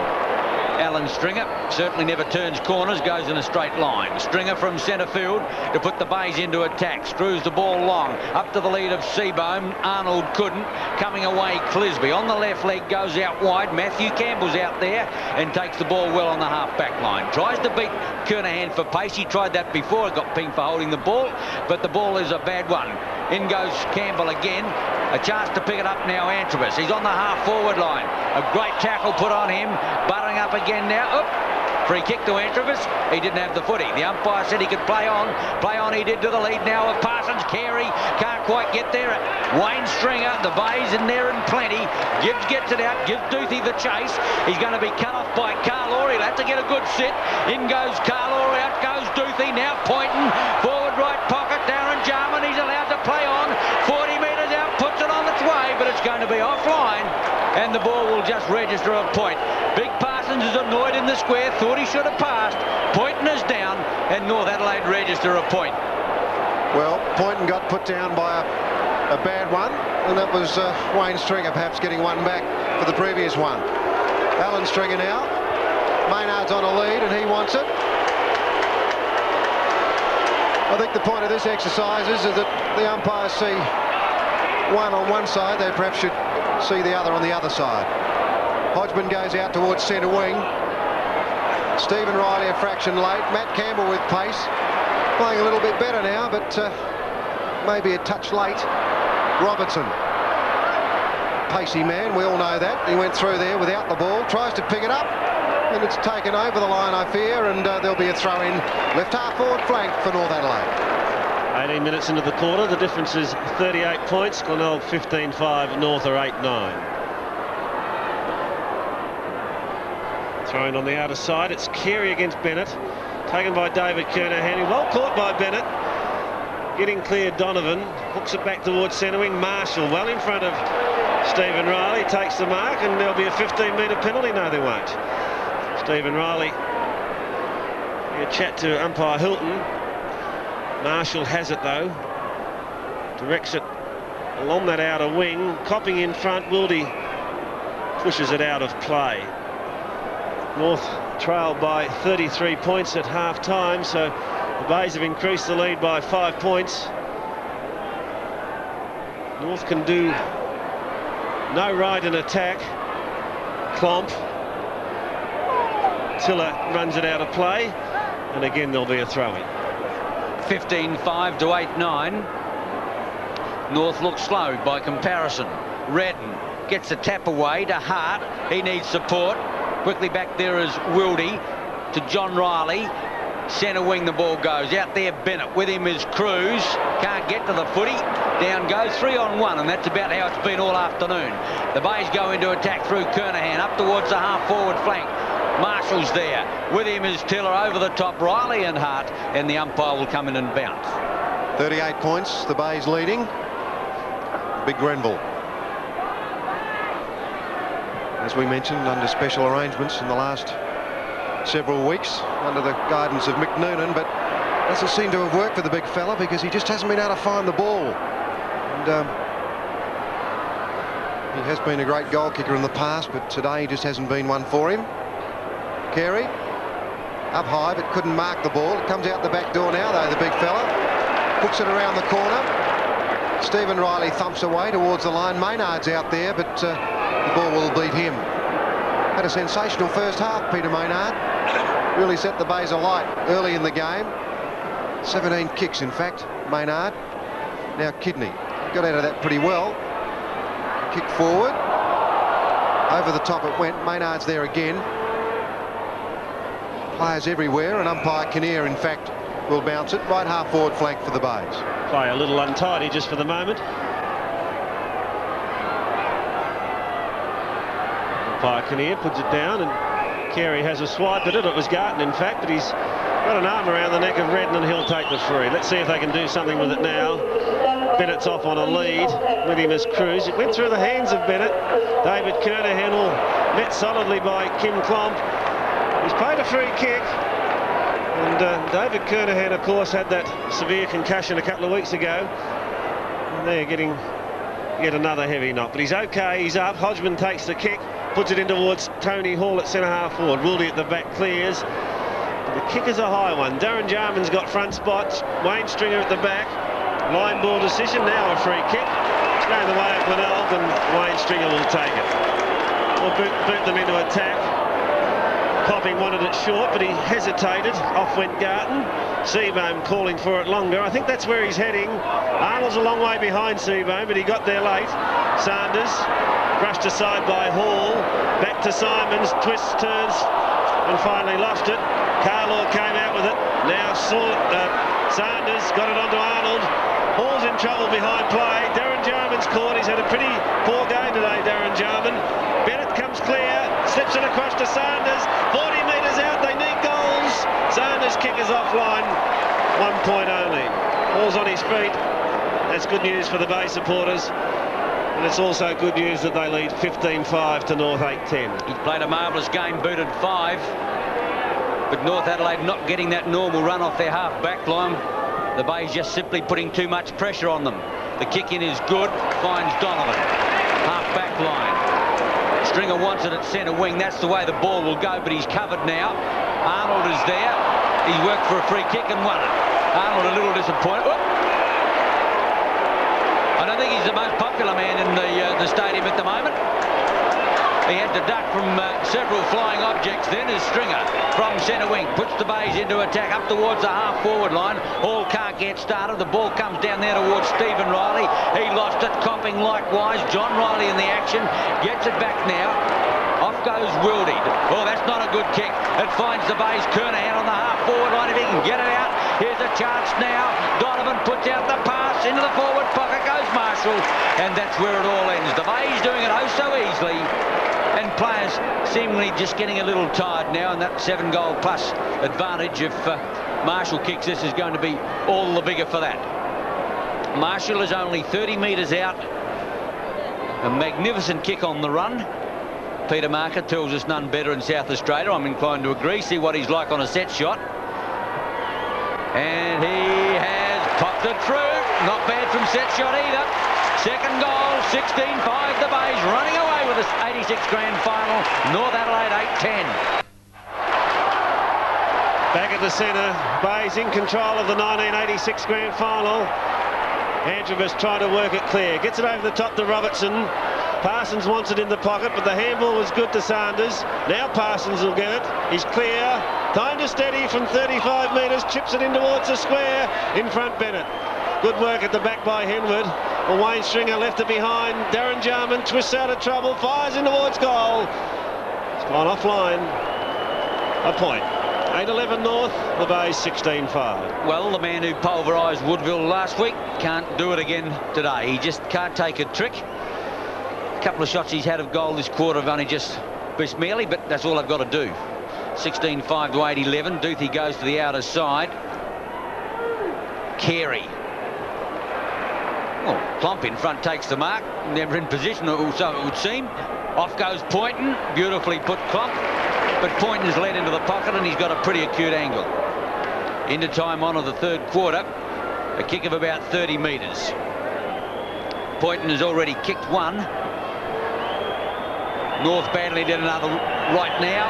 The left foot kick is against the side he's on, and that is not a good kick. It's out on the foot. Well, the picture tells a story there with Michael Poynton. So does that. Wouldn't be happy with what's going on out there. 8-11 North, Glenelg 16-5. Max Cruz delivers the ball to the outer side. Yes, well, Simon's the only player that went for it. Left boot. He wants Donovan. Comes off hands, though. Carlaw, Clomp, Duthie. Clomp will get a free kick for a high one. So Stringer gives it back to him. Robertson gelling for the ball in the pocket. So is Parsons, and he'll get it. Simon's just a fraction late. But Big Parsons has got it at centre-half forward. There's the replay, which shows the late action there of Tony Simons. Parsons needs to kick one. He's put the ball up very high. It'll float through. The umpire's given the all clear. Parsons has got his second. North 9-11. The Bays 16-5 on Sevens Big League. Taken mammoth effort for North Adelaide to get back into this game. Parsons had got clear on that occasion. Duthie was a bit late. He did it earlier too. Parsons got away from Henwood. It was a good shot for goal. He's booted two. North have got 9-11. The Bays are 16-5. As I said, it's going to be a big effort for him to get back into this. Sure is, David, but you're never dead until you lie down. At the centre bounce, the bounce favours Redden, thumps the ball away. Carlaw can't find it.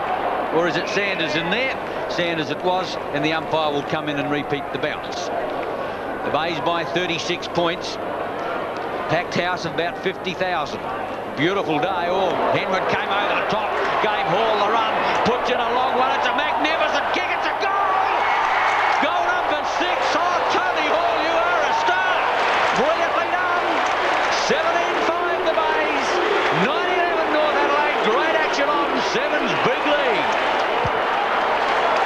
Well, it was Henwood who provided the thrust and the momentum then. Tony Hall simply picked it up and booted the goal. That's 6 for him. And he's played an outstanding game there at centre-half forward. The Bays are 17-5. North Adelaide at 9-11 on Sevens Big League. Umpire Hilton to get proceedings underway again. Carey, who's done such a remarkable job in the middle all day. Beaten by Redden on that occasion, but Maynard does the supporting work. Boots it back towards half forward. It's a loose ball. Stephen Riley will get there first. Campbell wants it long. David Kernahan cuts across in front of him, and Campbell has jumped straight into his back and given away the free kick. Well, they can do no right, and everything that the Bays have touched really has turned to gold. Kernahan searches for Tony Hall again. He's been very hurtful, Tony Hall. Marshall can't control it, but he's played a very fine game as well, Marshall. Throw in on that outer side. The difference is 42 points. Garton. Sanders, who's lifted since going to the centre. Opportunity for Campbell. He was taken from the ground in the second quarter, Matt Campbell. Whether it was from injury or poor form, we're not sure. Robertson bursts through. He's got no one to give it to. Gets a handball out in front of himself. Tried to get it back, but Donovan did well to push it out of play. 17-5 to 9-11, close to three-quarter time. Parsons against Carey at the throw-in. Carey tried to tap it to Henwood, who can't find it. He's back in play now. Carey cleverly back towards Antrobus. With him there is Kidney. The Ant has to get rid of that in a hurry. He's pulled off the footy, and the umpire's going to give him a free kick. Just to the attack side of centre wing to put North Adelaide into attack. Siren sounds. Three-quarter time in the big one. The Bays with a commanding lead. In the 1986 Grand Final, they lead 17-5 to North Adelaide 9-11.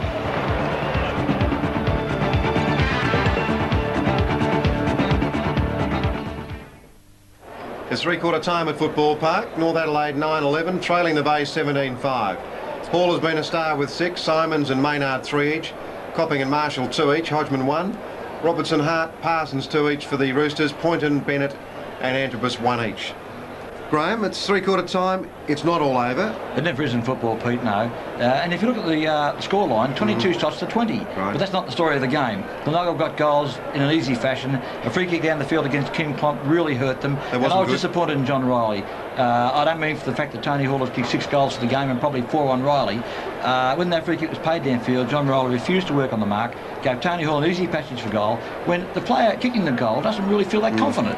And he just was given an easy passage, as I said, and made a simple matter of it. And gee, he's a good player, Tony Hall. Well, he is. He's a fantastic player. Things look reasonably good for North Adelaide early in the third quarter. Darryl Hart got free and kicked a fine goal. I thought they gave him a bit of latitude, let him get back onto that right boot. Yes, actually, he worked hard to get that right foot, and he wasn't allowed to. Came back in his left, then straightened up, which was remarkable, really, Peter. Players don't normally have the presence of mind to do that. He kicked a good goal. They put him back in the game by about, I needed 5 goals to get back in front.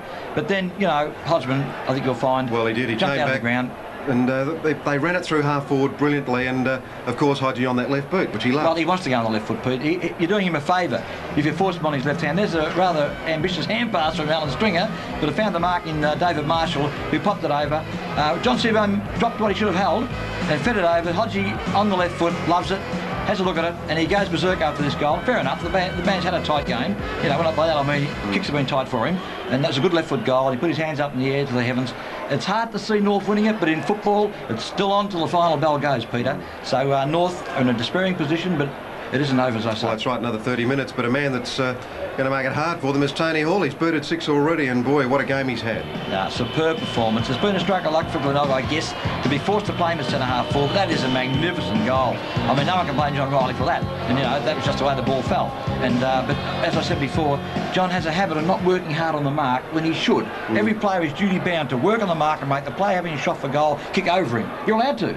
The game is set up that way. And yet he has refused to do it on a couple of occasions today. And I just feel that the North spirit drops away when that happens. Well, Graham, you mentioned before the game that a couple of players that, and there's McNernan in screen, a couple of players that haven't had much play in the last month or so, Robertson and Antrobus, perhaps they're showing signs of that. Yes, and I just think that, you know, that lack of, I suppose, hard football does tend to tell when you're 7 goals down. It's a bit harder to pump yourself up and keep going. Now, if they were a couple of points in front, different story, Pete. You probably play on your heart the last quarters, and I was saying of mine, when everything else is gone, you play on your heart. Well, you know, you can't have much heart if you're 7 down. But as I say, they've got the scoring end more than likely this quarter. It is hard to differentiate between either end, but they've probably got the scoring end. They need the first couple badly. If they get them, the game's on again. But they've got no alternatives. Andrew Jarman can't come back on the ground. He's gone, and Grenville Deeb as well. They're going to play one spot. So really, the way they're going is the way they've got to stay now. Big Michael Parsons is full forward, changing with Michael Redden. They've got Ruck Roving. They've got King Plump Ruck Roving now with Darren Jarman. They've got David Sanders in the centre, your man in the centre. Yes. I know you like him there, and he's had a couple of good movements that quarter, Peter. Yeah, no, he right. did. He just didn't kick goals he should have kicked. Well, we've seen some great comebacks in grand finals. Let's see if we can see one today. Let's see if North Adelaide can get back into this game and make a real game of it. The grand final for 1986, last quarter coming up. Your callers David Darcy and Ian Day.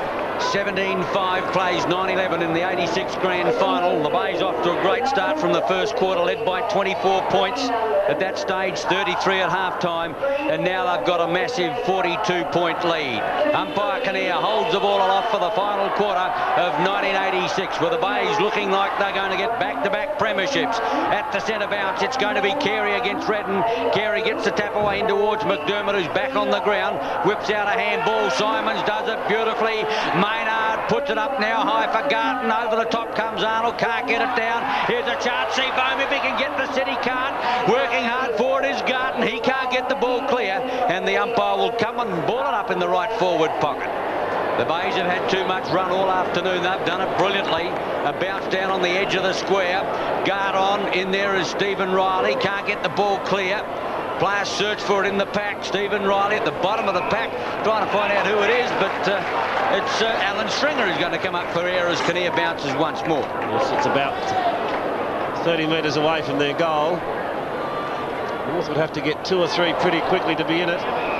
Appeared to be a high tackle, but umpire Kinnear wants to bounce it again. Almost in the identical spot. North Adelaide need it up at the other end of the ground. See if they can run it out of the fence here. Bennett does the bullocking work. John Riley backs himself into trouble. Copping had it and lost it. And again, they can't get it clear, and again, there's going to be a bounce. Right on the edge of the square. North need goals, and they need it quickly. The Bays, the underdogs, but gee, they're doing it well. Tony Hall, almost a brilliant take over the top in Burrows' kidney, but the umpire's going to bounce once more. 25 metres out, and this is almost an action replay, David. This is the 5th bounce in about a minute. Copping got it clear. John Riley can't. Oh, now he's sorted out a free. That's probably the best way to get things going. John Riley's got it. Speaking of John Riley, David, I have the impression he's not fully fit. I don't reckon he's moving as freely as he ought. Sanders boots along towards half forward. Arnold's down there. Well, he's made a few changes. Michael Noonan. Arnold's come away from full back. He's gone to centre half forward. But it's a sterling performance by Carey. Kick number 16 it is towards centre wing. Hall went high. Chance for Robertson on the ground. Chips in short. Tiller. Now has he been moved also? He started in the back pocket. Robertson wants it short, but he's gone longer. Arnold up high. Oh, he's got the mark. Well, he went up early, got into the back of Carey, locked on his feet, and then took the mark. There's the leap first. Now he's taken it on the way down. And Paul Arnold, who started at full back, a chance to boot his first, surely. North 10th. They need it badly. They trail by 42 points. A goal would bring them back to 35, but he's offline. It went off the side of his boot. A point only. They can ill afford that. They're 9-12. The Bays are 17-5. Well, North had to make changes. They certainly weren't going to win with the combination as they had it. Simons for the lead of Maynard. What a fine game. Kick number 20 coming up. Brilliant first half. He's a little quieter in that third quarter, but still has played a champion game. Half forward line. Scotty Salisbury's in the action. Hart. No help. Has got to go towards the line with Stringer in pursuit, but the ball is out of play at centre wing. 17-5 to 9-12. Carey, what a superb game. Had a bit of a spell from Garton, but in the main he's done it on his lonesome. Fights for Redden with the footy. Hart gets it out. A high kick to the half-forward line. Donovan did it well, but not well enough. Arnold looking for running support. Gives a chance now to Robertson. Gets it to the hand who got a bad one. Out goes Gibbs. Simons, well done. Cruz, centre wing. McDermott's got to raise a metre to get there. One to beat Riley. He does it well. Puts out the pass half-forward line. Off go the Bays again. Hall's got it. Hart's about to run him down. Gives out the handball. McDermott in short is Maynard. That's the way the ball will go. There's two of them there, however. Seaborn was the one that's chosen, and he's got the ball 35 metres out. The Bays doing it on the bit. Seaborn from 35 metres out, almost head on to goal. A casual looking kick, which is normal. His first goal. 18-5 plays 9-12. Oh, it seems certain now Glenelg will win back-to-back premierships, 1985 and 1986. They've got the first goal in the last quarter. And the first time ever for the Bays. What a coaching performance from Graham Corns. And that man there, he goes so much to him. Number 5, playing 406th game today, Peter Carey. And what a magnificent effort he's put in. Simons has caught and lost it. Darren Jarman will get clear. Goes in short. Arnold on a lead. Takes it. Had nobody going for him, so he's gone back, steady it down. Not a good pass. Poynton went off into the pocket, but it was wide of him. And they were a little fortunate in the finish that it didn't go out of bounds on the full. They're trailing lamentably. The difference is 47 points. It was 24 at quarter time, 33 at half time, and 42 points at three-quarter time. It's been somewhat of a disappointing effort. In fact, a very disappointing effort. Parsons is caught. He's lost it to Salisbury. Gibbs comes clear. Bay supporters on their toes as Gibbs bounces out of defence. He can go a long way. Henman flanks him. Bends it up towards centre wing. Copping was out in front. Wildy, who's done a pretty good job on Copping today, puts it out of play. 9-12 North. Glenelg 18-5. The Bays playing with supreme confidence, almost arrogance at the moment, such as their superiority. Throw in. Hall can't find it. Stringer against Redden. Hall gets it out, but as far as Matthew Campbell, Riley and Klump on top of the ball, and umpire Hilton will come in for the bounce. Campbell on the turf. The Bays really never gave North Adelaide a chance from the start. They're out of the blocks in a flash with brilliant running football, and there's a yoke on behind play, and she's a ripper. The ball goes that way, they don't even know it's coming. Suddenly they've got to change tack. Copping to decide to go for the ball. Down goes the North Adelaide player. That was unbelievable. 4 of them were having a little tete-a-tete. Someone kicked the ball towards them. They said, hang on, there's a football game here. Have a look at this. Whoop, down he goes. Slightly high tackle. The North Adelaide player down is it Carlaw? And almost incredibly, no North Adelaide player got excited about it. Wielding is going up to the goal umpire and saying, you report him. The goal umpire, I wouldn't think he'd be too interested. Away go North Adelaide anyway. Clisby it was who got the ball forward. Clop ran through, did it well. A lot of courage there when he gave it over to Darren Jarman. He's had a poor one. Can he kick a goal? No, he can't. So they can't take a trick, North Adelaide. 9-13 now to the Bays 18-5. Carlaw, after that incident, is being carried off by the trainers.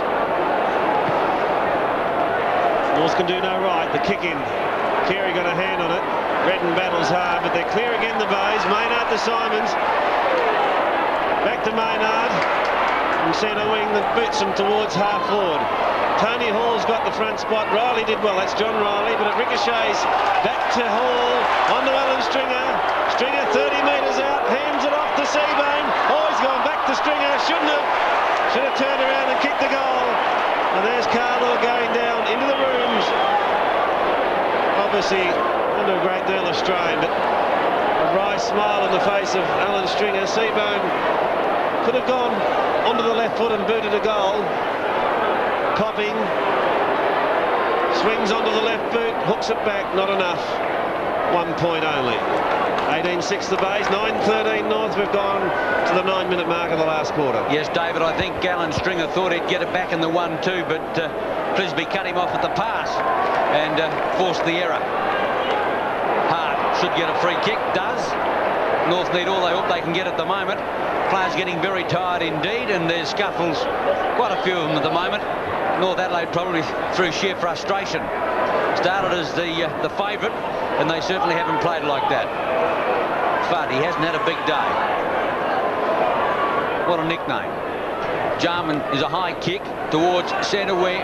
Up goes Arnold, in front is Cruz. The umpire said play on. Cruz has got to get a free kick out of this one, and he's at centre field to put the Bays into attack. On the outer side was set Copping up somewhat, not Copping, it was Maynard. Now Kernahan, Carey's waiting for the backup. Back to Kernahan in the 1-2 on the half forward line. He's out there alone. Some again. Once again Maynard. Well, this time he's tackled beautifully. Play on. North Adelaide out of defence. A high kick up towards the half forward line. Up goes Duthie. Fine mark. And he's got it at centre half back, almost at centre wing.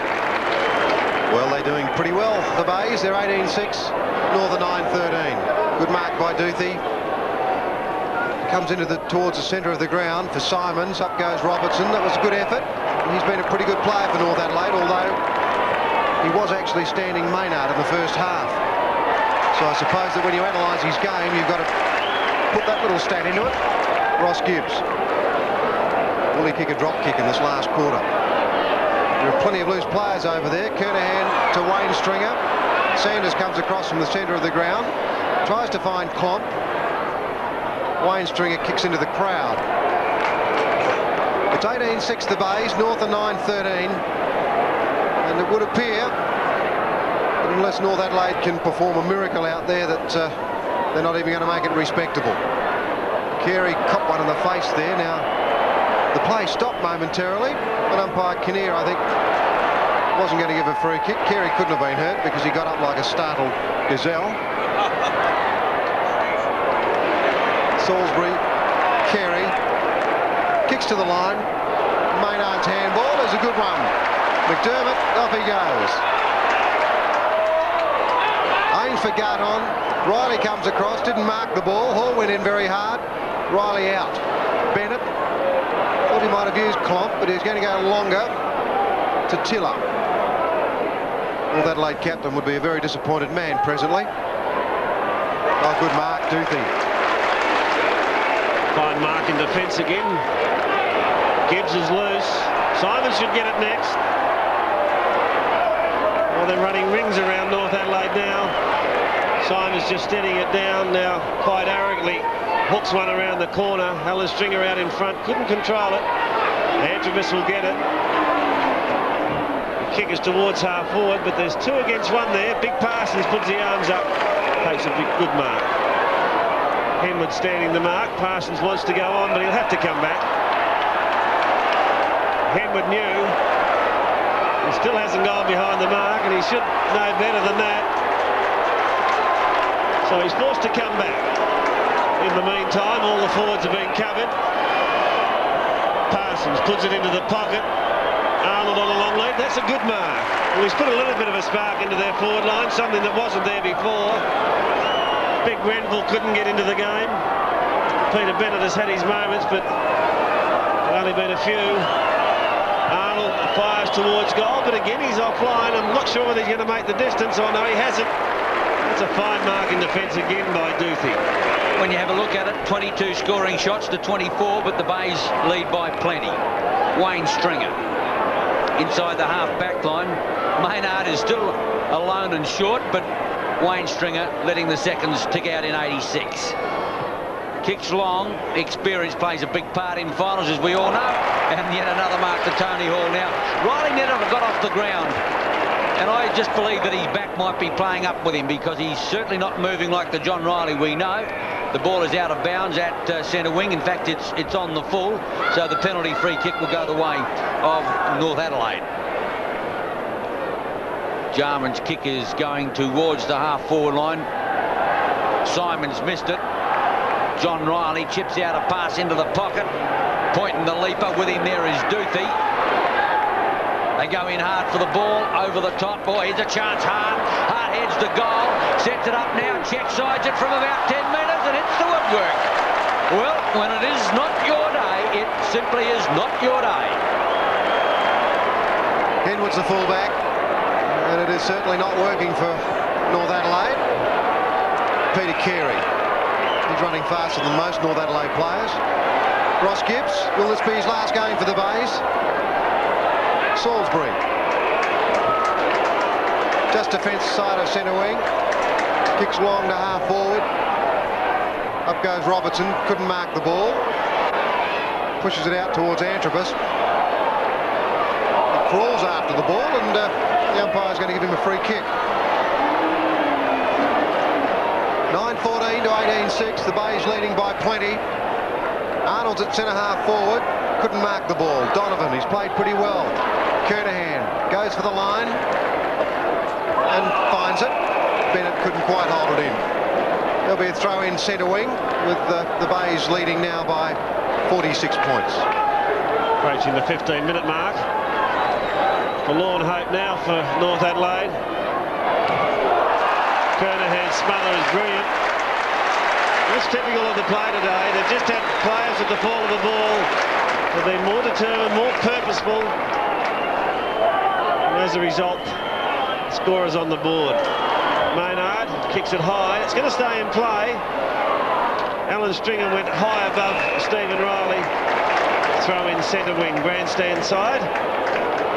The difference is 46 points, and North Adelaide for sure a beaten side. Garton's handball. Stephen Riley had it.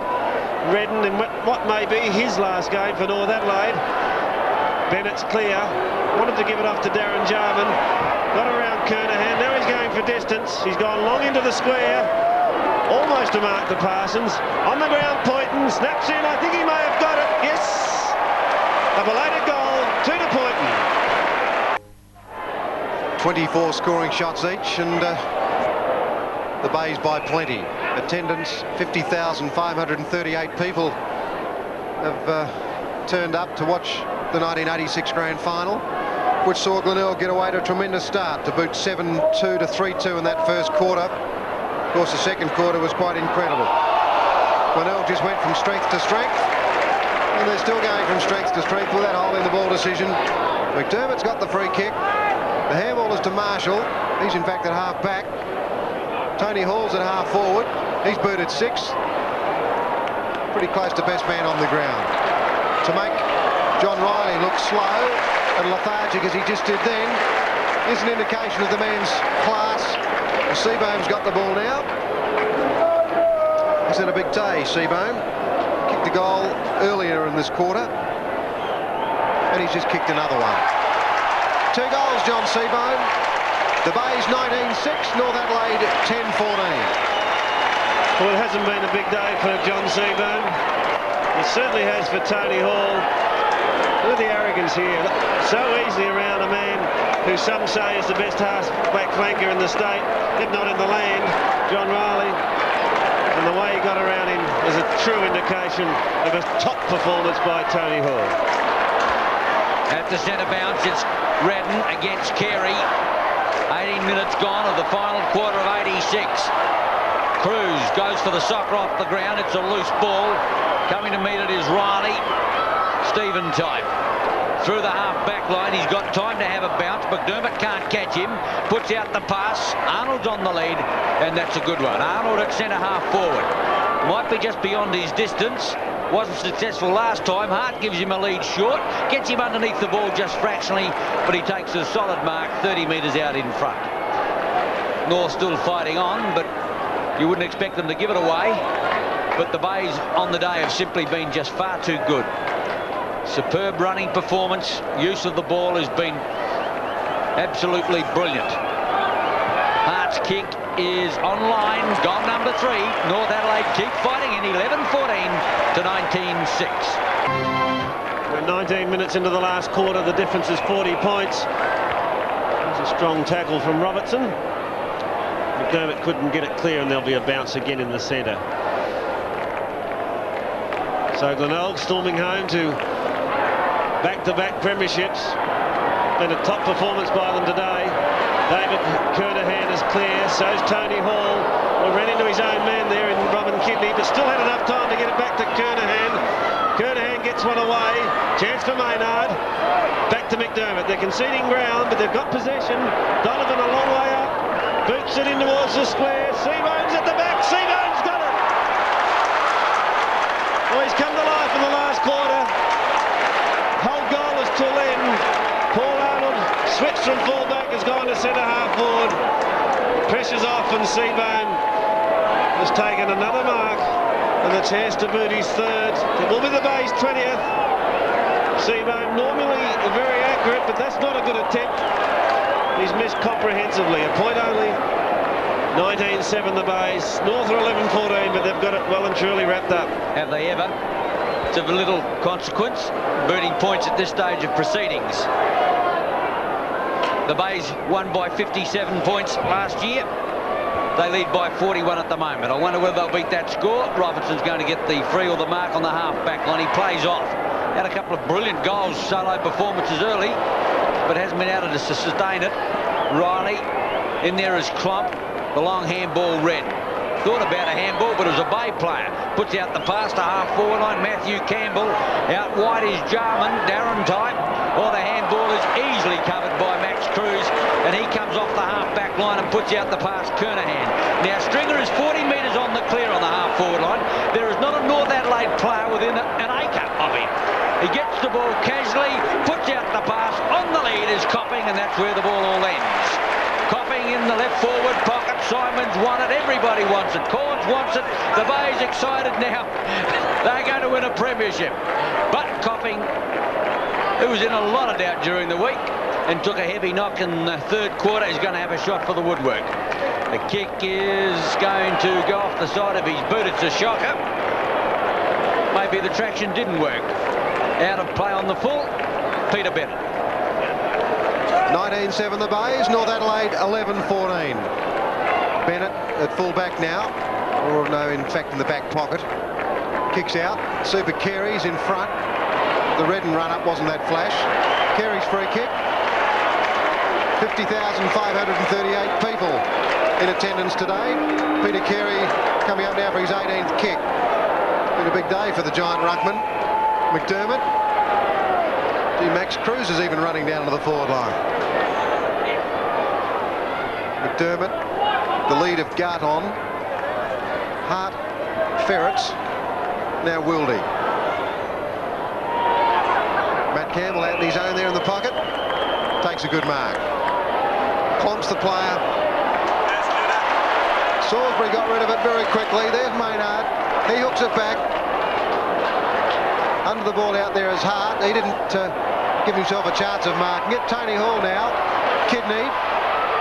Loves to kick a goal. Kidney, but that one's off hands. No. A free kick to Kidney. Well, seems to be all going the Bay's way. Yes, it was definitely there. Another late one. Robin Kidney, who hasn't had a lot to do in this game, about to line up for the Bay's 20th goal. The Bays will get back-to-back premierships, the first time in their history, and it will be their 4th grand final victory. Kidney lines it up and puts it through. His first goal, the Bays 20 goals 7, North Adelaide 11-14. Well, there's the cup. Worthy winners will be the Bays. Stan Wickham gave it a lovely kiss. What a proud man he is, the former Bay player, Stan Wickham. They lead by 47 points, almost into time on in this last quarter. Riley takes it into fence. Darren Jarman, after such a great game 2 weeks ago, has put in a real shocker today. Out goes Parsons, but Henwood brushes him aside. Goes short, it's not well put. Robertson intercepts. Goes onto the left foot. Has a bounce, he's going to lose it. The tackle is there. Finally got the handball away, but they did lose it in the finish. David Kernahan. Maynard, yet another kick towards Alan Stringer. Riley ran straight into him. Pushes it at the back and goes and gets it. Riley, no one to kick it to, has gone straight to Kidney. Now to Maynard. This should be another goal. Alan Stringer takes it, no pressure at all. Oh, but his kick is a shot where he's pushed it right across the face of goal. It's come off the hand of Baldy and gone through for a point.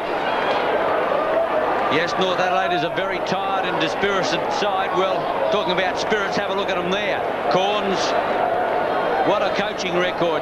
Back-to-back premierships, 4 seasons of coach, and coached 2 premierships, and South Adelaide into the final 5 on 2 occasions. Hart breaks away, finds Riley. The running player out wide is Jarman. He'll get it in the end. Darren Jarman floats through the half-forward line. He can go home with the ball if he likes. They come to meet him now, puts the kick underway. He hasn't had a big day with the boot, and it's not about to change right now. It's offline for North Adelaide's 15th point. 11-15 to Glenelg, 20 goals 8. Henwood to boot out for the Bays, and there they are, a pretty happy crew there. Henwood comes to grandstand side. Mick Redden is there, so is Duthie. Played an outstanding game. Put the umbrella all over Grenville Dietrich in the first half and didn't give the big chap a smell. Marshall. 47 points the margin at this point, or the lead. Jeff Blethen, Graham Corns, Antrobus, acrobatic but ineffective. McDermott and Stephen Riley. 20 goals 8 to 11-15. That's 28 scoring shots to 26. That really hasn't been the story of the game though. Glenelg have been far too good. Matt Campbell will get a free kick. Came off the ground for a while early. Didn't appear to be injured. Darren Jarman's on his own, but he doesn't go to that player. He goes to his brother, who's obviously injured. Darryl Hart, possibly North Adelaide's best player. Poynton's got a chance to run into an open goal. He's a good forward player. He's just booted his 3rd. A belated one for the North Adelaide side. 12-15 to the Bays, 20 goals 8. Well, Peter, it is a belated one, and it must be very disappointing for the North Adelaide players and their coach. But on the day that it counts, they've put in such a dismal performance. This was a fine build-up and a lovely goal from Point and an easy goal running into the open one, but he's probably been their most effective forward. He's booted 3, but it just hasn't been their day. It says it all. Top stuff, and Studley Corns agrees with it. What a happy man. Seldom do you see a coach smile like that unless it's after a premiership. Gardon gets it out wide. The ball is thrown out now to Maynard. Maynard through the half-forward line. Butters up back inside. They haven't got the legs to catch him. He puts it a long run, and it's hit the woodwork. Oh, he thought he'd kick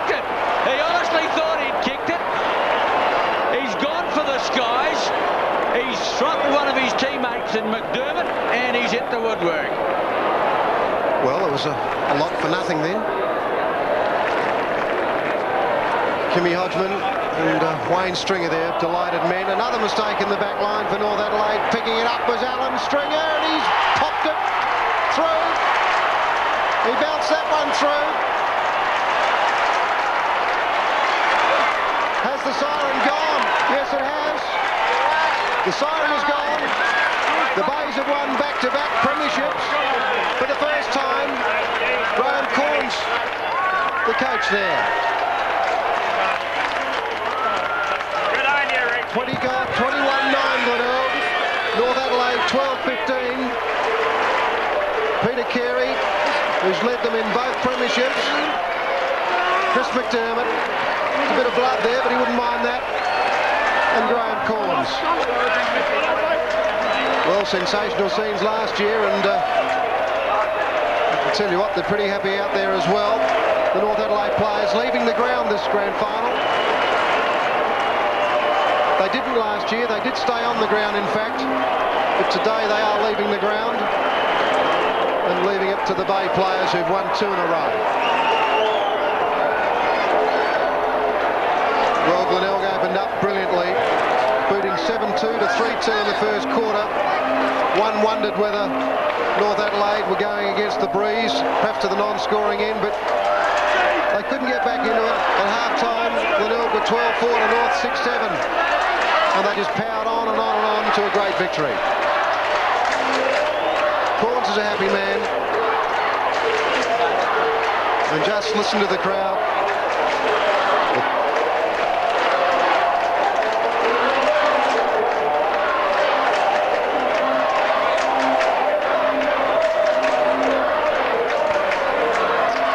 Max Cruz, a happy man, coming over from the Sydney side. Graham, he'd be a delighted man. Yes, no doubt his first premiership peak, because playing for the Swans or South Melbourne as they were all those years, didn't produce anywhere near a pennant, and he'll be beside himself with excitement. It really is a marvellous performance, Pete, when you work it out. They were the underdogs by a long chalk, because they were handled comprehensively in the second semi by the self-same North Adelaide team that took the field today. Okay, they lost Andrew Jarman, but one player doesn't make a side. And, you know, it was, well, I suppose it's poor return for effort for North Adelaide. You must feel sorry in some respects, but you've got to put up on the day. If you don't win it. And Graham, in Western Australia, Victoria and South Australia, the loser of the second semi-final has gone on to win the grand final. It's remarkable, Peter, because that's not the way football evolves usually. Right. But you must admit, yes, it's happened in the 3 major footballing states, and so forth. There's been a trend set in 1986 that has never been set before, I'd say. I don't know, but you know. No, I think it's, well, you never know. I think it might have happened in Tasmania as well, but right. Are there any players out there for the Bays that you think may have played their last game? Well, just off the cuff, Ross Gibbs, I think in his own way, might make a decision to go back to Perth, but then again, the excitement of playing in back-to-back premierships might persuade him one more year. Sure. Making 3 in a row. A hat-trick of premierships. You really can't say, Pete. I think there's more likelihood of North Adelaide players maybe stepping down from the breach. I think I heard your co-commentator Ian Day say that Michael Redden, or was it David Darcy? Michael Redden, because of the problems he's had coming down from Orroroo, is it? Yeah, to the Orroroo farmer. It isn't easy.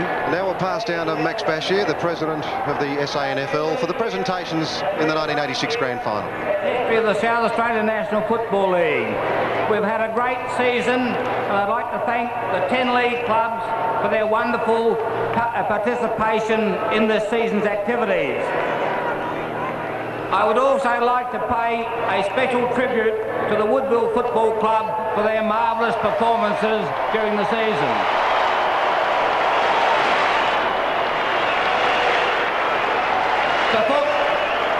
Before I proceed to make the presentations, I'd just like to say 1 or 2 words to you. Over the last few months, our league has been called upon to make some very important decisions for the future of our game. We have looked into those decisions very, very carefully, and I want you to be assured that our decision not to join the VFL in 1987 was not taken lightly.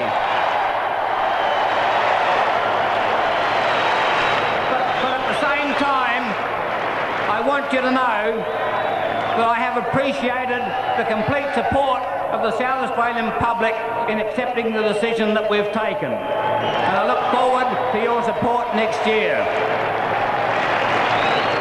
The first presentation that we have to make today is for the Jack Oatey medalist, for the best player on the ground today, Tony Hall of Glenelg. Congratulations, Tony.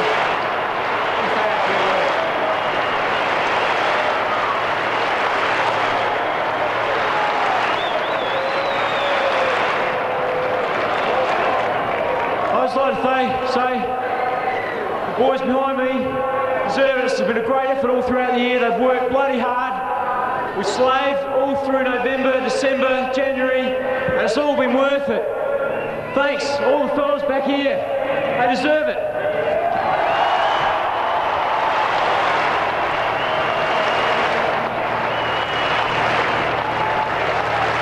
I'd like to pay tribute to the two teams which played today. The North Adelaide, you were, through the minor round, the best team, but unfortunately today Glenelg was superior, and you can only have one winner. However, all of the experts tipped North Adelaide to win today, and unfortunately it didn't happen. It is my very great pleasure to ask our very good friend, great player, great South Australian, Peter Carey, to come and accept the Thomas Seymour Hill Cup.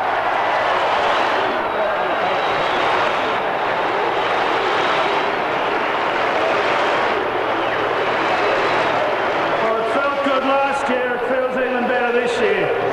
We've really had to work our butts off this year. It's been a lot harder than it was last year. Came to this game the rank outsider, and boy, it feels good to do it. Thanks very much.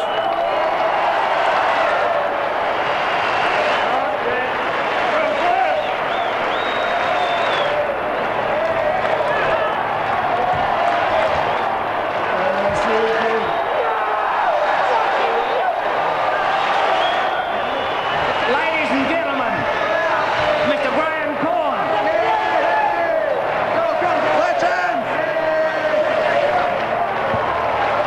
Thank you, Max. I don't really want to say a lot. There's 20 guys behind me who played such a great game today.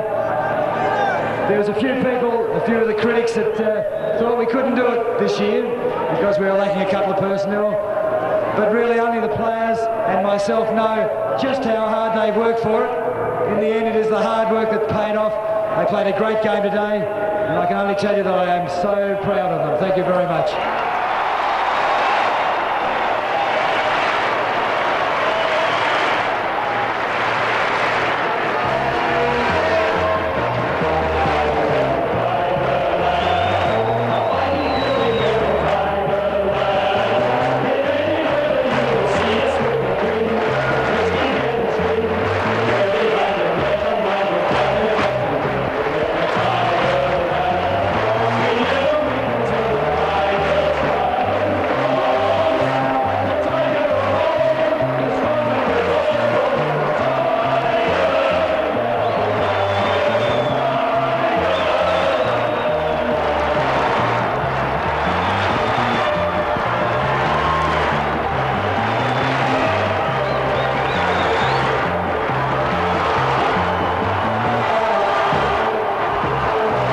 Deliriously happy Glenelg players there with the Premiership Cup on their lap of honour, and they're going up to the cheer squad, and some great signs around the oval, and a lot of very happy people out there, Graham, to see Glenelg with back-to-back premierships. Yeah, I'd say the ground was half and half, Pete, half North, half Glenelg, where if Woodville had made it would have been 95% Woodville. You're quite right. But, you know, it was a great performance, Peter. They were never off the boil today. Always in command, right from the word go. I thought maybe the wind in the first quarter could have been, you know, an assistance to them, but it wasn't to be. Into the breeze, they played, well, even better in the second quarter. They almost locked the game up at half-time. During the third quarter, I thought North Adelaide made a bit of a mini comeback, but it wasn't to be. They were just lacking in their normal flow of the ball today. I couldn't put my finger on what it was that was missing, but their backline wasn't as destructive as they normally are. People weren't manning up on the Peter Maynards and the Tony Simons of the Glenelg side early in the piece, and it spelled doom for them, Pete, quite frankly. It certainly did. Well, there they go, the Glenelg players and the coach running around the outer side of the ground now on their victory lap. But stay with us. We're going to be right here till 5:30 when we'll go to Mount Panorama for the Hardy's Heroes. But stay with us right through till 5:30. We'll be talking to coaches, players, bring you all the locker room scenes. So stay with us. We'll be with it right up to 5:30. More after the break.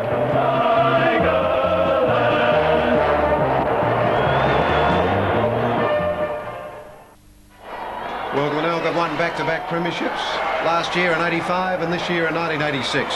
12-15, North Adelaide, 21-9 the Bays, and the players and Graham Corns have just completed their lap of honour. And there are a couple of guys in there that I don't think have played in final sides before. I think Max Cruz and perhaps Kim Hodgman might be the first premiership team, yeah. Plenty of finals, but no premierships till now. So Kim Hodgman will be delirious, Peter. And really beside himself, I'd say. But it was a marvellous effort. And there's Stephen Copping. That's his second premiership in a row. Certainly a great effort for Stephen Copping. If in fact what we heard during the week was true, and I think it probably was. Yep, just to get onto that field was fantastic. A courageous performance, Peter. I mean, his courage has always been his forte, hasn't it? Oh, yeah. He knows how to go for the hard ball. And there's David Kernahan. He played a top game, Peter. He'd been my first 7 or 8. The base has so many good players, you know. I totally agree with the announcement of Tony Hall getting best on ground by the Scribes. I guess that's the Scribes that decide that one. 6 goals from centre-half forward is just a marvellous performance. Closely followed by Peter Maynard. I think his game was superb. And his first half was fantastic. Yeah, and he wasn't missing in the last half either.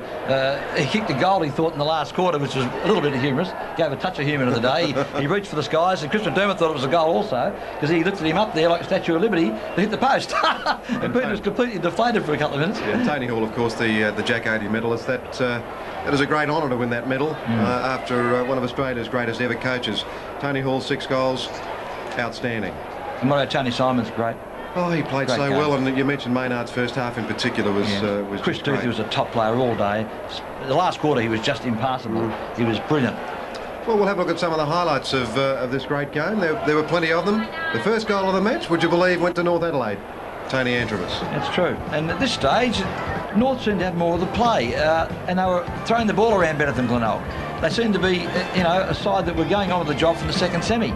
And it would take a very good judge to say that Glenelg were going to win by, 8 goals come the end of the day at that stage, because it just seemed to be North all the way. And it just turned around. Peter Maynard, well, we mentioned before, he was the man that set the thing rolling in the first half, Pete. All over the place he was, just everywhere. I don't think I've seen a player... unmarked? Well, yeah, but you'd back him in. Kicking a goal on the run is really his forte, isn't it? He's just outstanding. He is. Now, here's David Robertson. Well, I guess he had plenty of touches the first half, Pete. They weren't always the explosive sort of things that Robertson's used to doing. That was a top goal. That dragged them back within about 4 or 5 at that stage. Well, the black mark you had to give him, though, was that his opponent was Maynard. Right. And, I mean, there are opponents in this game, but they didn't seem to be manning up at all. But Maynard hurt them a lot more than Robertson hurt Glenelg. Sure. There's no comparison, Peter, quite frankly. He was out there playing his first game for a few weeks. He was excited about it and probably just lost touch with the bloke that he was on. Well, this is how Peter Maynard played his game, and he was a light in the first quarter and in the second quarter. He kicked goal after goal, and they were all brilliant ones. And he always seemed to be loose. He just is a remarkable exponent of what you might call the will-o'-the-wisp type football. That was a classic goal. He got buried as soon as he kicked that, and but that was a team-crushing goal. When I say team-crushing, the opposition were crushed by that.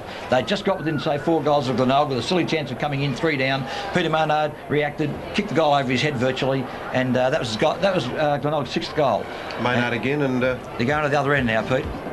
The other end of the ground, and Kim Hodgman fed it out to Peter, a left foot snap which floated and kept going and going, and they are very difficult goals to kick. Well, it's the Maynard specialty, left or right footer. He can certainly kick them, but Tony Hall was probably their best forward, and after watching that in the first half you probably think it was Maynard, but Tony Hall was an outstanding player. And by the way, as you probably saw, he is the Jack Oatey medalist for 1986. We're going to go to a break now and then come back with all the news from the locker room from the great grand final of 1986.